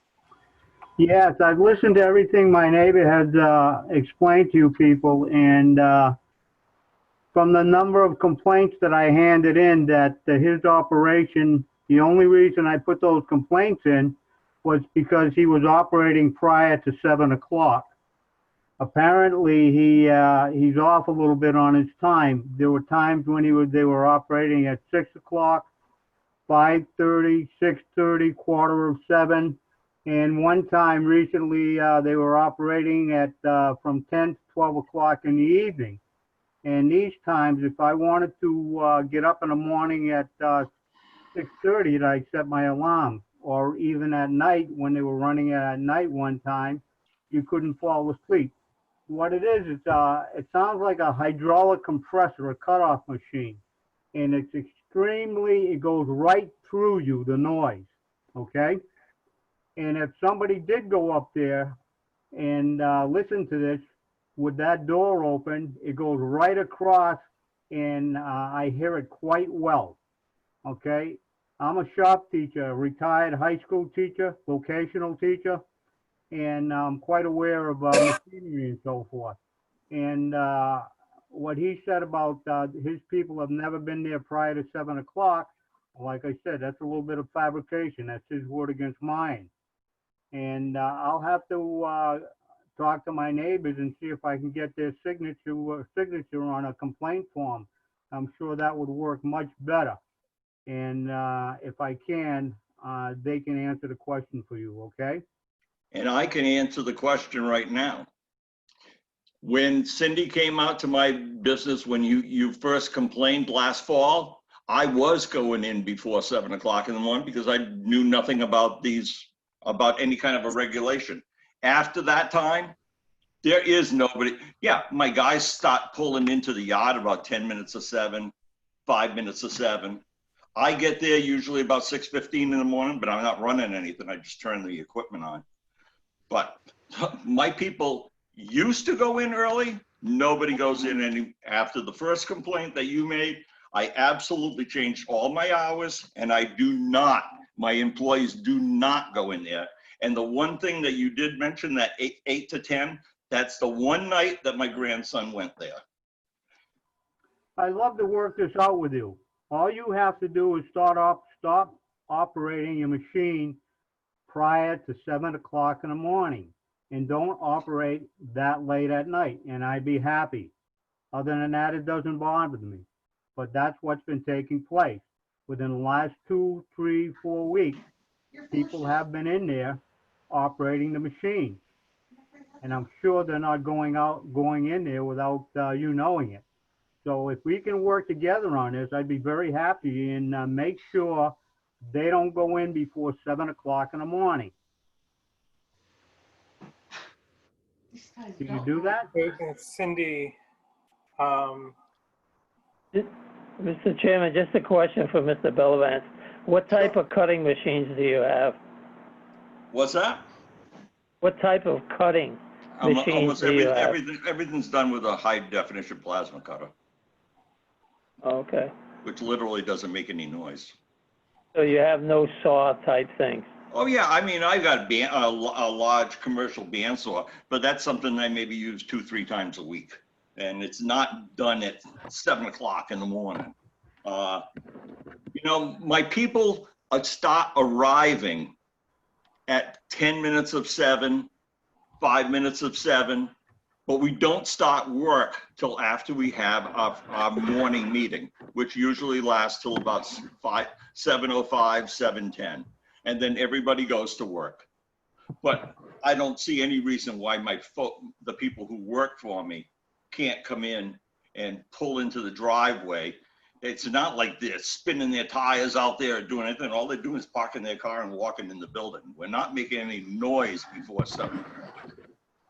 But we do start operations around 7 to 7:05 every morning. I like to. I'm telling you right now that nighttime thing, that was one time only thing. And don't tell me there's other nights, because that would not be true. That was the only time at night. But early in the morning before 7 o'clock, it's been several times. That's 4 or more, but I say close to 5 to 10 times. And okay. And That's So if not we can true. work- Yeah, so I think. Just not true. So, right, so, right, I think the best thing to do would be to sit down with the ZEO and discuss, discuss this further in a way forward. I don't know, Cindy, unfortunately, what we can do for you in this moment. But I think that's sort of the next step, is just to get those expectations together and go from there. All righty. Mr. Chairman. Mr. Chairman, Reverend Dr. West has been very patient. I forgot when Janet was done that she was in here to talk about the Mason House. Can you give her a little recognition as well before we wrap up? Absolutely. Mr. Chairman, how about the proposal of, having Mr. Derry canvass a couple of the neighbors and see what their concerns were, and then he can turn that into Cindy, and probably have a meeting with Mr. Bellavance and Mr. Derry and get this resolved. I think that's I have talked to one of my neighbors across the street from the business, and they're very nice people, but they're people that don't like to get involved. Sometimes the people aren't feeling good and so forth. And I'll do what I can. I'll do the best I can. I'll talk to Joanne on the other side of the business and see what I can do. Okay. Right. Yeah, and Cindy, you can follow up with Okay. us in a resolution. Thank you. Thank you, guys. Reverend West, my apologies. You're forgiven. And hopefully, being the church next door, we make sure everything's good and wonderful in terms of any services too. So we'll give you wonderful support. So I was here tonight simply because my board learned that there was going to be discussion about the use of Chase Road. And so the board asked me to come and be able to hear some of the issues, since the Thompson Church has, is right there on the corner and owns the common. And, we participate and work with Marianapolis. So I was here to hear the information. I haven't seen the letter, so I just wasn't sure. And when we talked about the spa, that was great. And then all of a sudden it was like, and that covered the parking. So that's why I suddenly said, or the use of Chase Road. So I would just love a little further clarification of the use of Chase Road, and really appreciate the time. Certainly, and again, my apologies for blanking. I know originally Janet has stepped off the call, so I'm happy to follow up with her and then reconnect with you. I know in the original plans, the parking lot is designed to be adequate enough for so there will be no on-street parking at the Mason House on Chase Road. And in terms of even for the additional guests, if they're doing a wedding at the house, if I remember correctly, the guests would park down at Anya, and there would be a shuttle into the parking lot for them. So that there would be I think so, Joe. I think you're right. There'd be no parking overflow at that time either. Like I said, Janet stepped off. So certainly, if there are other specific questions that you had meant to get information about, I'd be happy to pass those on to her and get them back to you. And I really appreciate that, but I'll take this information to my board on Thursday, and this might be sufficient to answer their honest, simple ignorance. Yeah, great. Just trying to get more information for sure. That's what I'm here for. Great, excellent. Well, I hope that helped a little bit, and thank you again for your patience. Thank you very much. Great, and so then we'll move to item 12E, which is the new business that we added. It's concerning a request for a building permit on a Right. unaccepted street. So did everybody get the information I sent out later today on this? It was my cover explanation of what we're going to discuss, and then the ordinance, and then the list of unaccepted streets in the town of Thompson. So I'll read the summary. Mr. Charles Tewksbury, he owns 2 pieces of property on Bros Landing. One had a house on it, and he tore it down, remodeled it to the exact same footprint. There's no issues with that side of the road. He owns the other side of the road, and he wants to build another house there. He applied for a building permit, and I wouldn't sign the building permit because it's a new house on an unaccepted street. So the last month I've been back and forth with Tewksbury and Bruce from KWP, and Bruce doesn't understand how come there are houses were built on unaccepted streets in the Lake District. And I said, well, I'll do some research on minutes, et cetera. Never really got around to that. So today I was looking at the ordinances specifically to find out if the ordinance addressed ours. And then I came across unaccepted streets. And I came across the ordinance. It's right now it's titled Article 4, and it reads, I'll have to read the whole thing. The following ordinance concerning building on unaccepted streets was duly adopted at a special town meeting held on February 16, 1973. Section 1. No building permit for construction of any dwelling or for remodeling any existing structure for dwelling purposes or emplacement of any mobile home or trailer used for residential purposes or replacement of any mobile home or trailer used for residential purposes shall be issued for any lot which does not abut a town road or state highway, unless the planning commission shall either, let me take my clip off because I can't read the rest, have approved a subdivision plan for the lot on which any dwelling structure is intended to be placed, or issue written permission for the issuance of such building permit after having considered, 1, the impact of such structure upon the neighborhood in town, particularly with regard to traffic, residential density, access to sewers, or suitability for on-site septic system, size of the lot proposed to be built upon, and 2, suitability of the proposed structure to the neighborhood. So what this tells me is he should come before the Planning and Zoning Commission and ask for your written permission to build his home there. He does have the district department's health approval for a septic system. And the rest of the decision, if you agree that this is an ordinance that is in existence, that he should come to you, I will direct them to come to you next at the August meeting.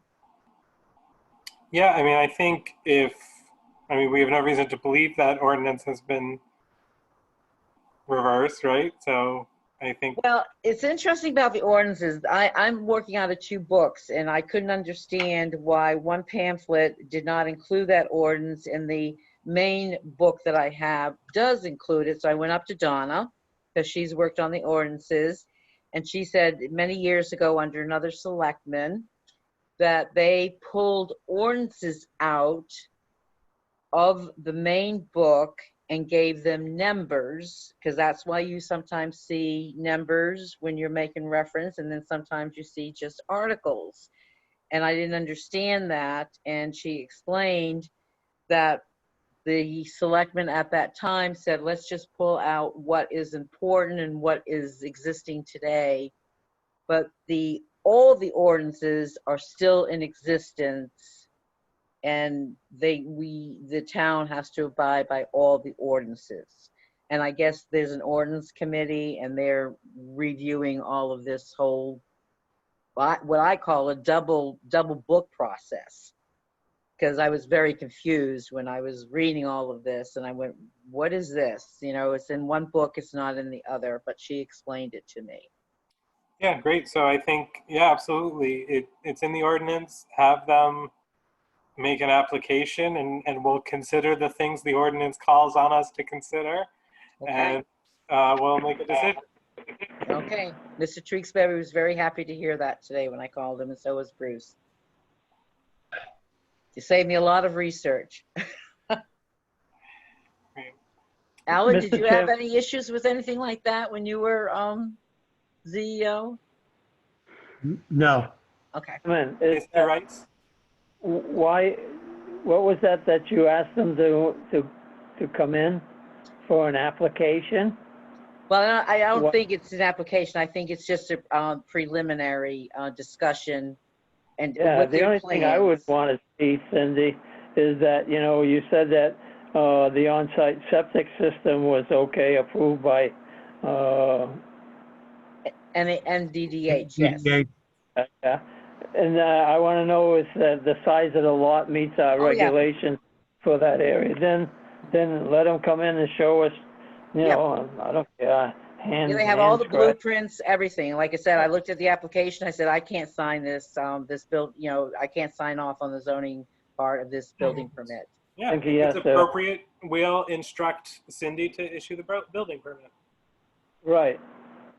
I don't think, I'm trying to get away from having an application where he has to pay for something. Have him come in and talk to us and show us what he wants to do. That's it. Okay. He will be very happy to hear that. We'll put him on the agenda. Okay. Excellent. Thank you. Thank you. Item 13, Commissioners' comments. Mr. Santos. Yeah, this come to my attention. I think Amy St. Ange is working on this as well, but over at Aquatic Lake, there's a suspicious business going on over at the state park. There's someone that's publicizing on Facebook. The company's called Family Sport Rental, and they're renting wave runners to people out of the state park per the hour. And I think Amy's working on something over there already, but I just wanted to bring it to everyone's attention. So they're running a business on state property, state You park got it. property? You got it. And they put photos on Facebook of their wave runners right on the state property. Yeah. I lost my pen. Did you get that, Gloria, the name of the business? I can't find my He said it was pen. a Suspicious business. He didn't, I don't think he said the name. Yeah, it's well, this is what's on Facebook. Family Sport Rental. Okay. Yep. Thank you, Mr. Santos. Mr. Chairman, isn't that a state issue, Brian? That's a state issue. Yeah, that's what I I have no would- idea whose issue it is. It's No, operating a business, but yeah. it's, Brian, but Mr. Santos, if they're doing it on a state property, you know, the state park, that's a state issue. That's not our jurisdiction. So, you know, I mean, the state has to be notified on that. Yeah, okay, I get that. But, you know, we're getting ourselves into a spot where, you know, if these people are on state property and doing a business, you know. So do we notify them, or what happens with that? I mean, there's people, Well, there's families out on I- the lake, and I mean, they're residents of Thompson, you know? Start by notifying the ranger at the park. This is Amy St. Ange. Thank you, Brian, for bringing that aspect up. I have been in contact with Deep, working with the Parks Division. We are trying to find a solution to the issue, and I can see that would be why there was approximately 300 people there this past Sunday. Received multiple complaints, and there was one Deep law enforcement officer, ranger, to try to handle that entire crowd. Wow. So it is an issue that I've brought to the attention of Deep, and I've said that I want answers before the middle part of this week, because I don't want the residents of Aquatic Lake to have to deal with that this weekend. So thank you for bringing that angle to my attention, because I did not realize that they were renting the jet skis. Yeah, but they have an hourly thing on their Facebook page, rent by the hour. So. Right. Oh. Thank you, Brian. Thank you, Amy. Any other commissioners' comments? Okay, hearing none. Our next meeting, we will meet next Tuesday, August 4th at 6 p.m. via Zoom for discussion of the public hearing of the proposed regulations. And our next regular meeting is August 24th, 2020 via Zoom at 7 p.m. Item 15, I will entertain a motion. Mr. Chairman, Yes, Gloria.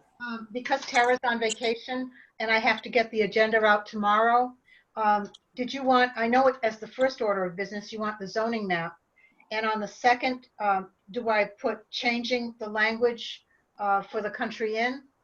Is that what you? No, you know what? You can, the agenda can be discussion and public action for the public hearing for the proposed regulations. That will cover it all, and we'll just begin with the zoning map. So it's discussion and possible actions Yeah. on the zoning rules. Okay, thank you. Yeah, and feel free to shoot me an email and I'll look it over. Gloria, I'm sending you a meeting link right now to include on the agenda. I just made one. Okay, thank you, Tara. And so, thank you. I definitely heard a motion. I definitely heard a second. It was by acclamation, I think. So this meeting's adjourned at 10:31 p.m. Have a good night, everyone. Thank you. Good night. Nice. Good night. Good night. Bye. Ugh.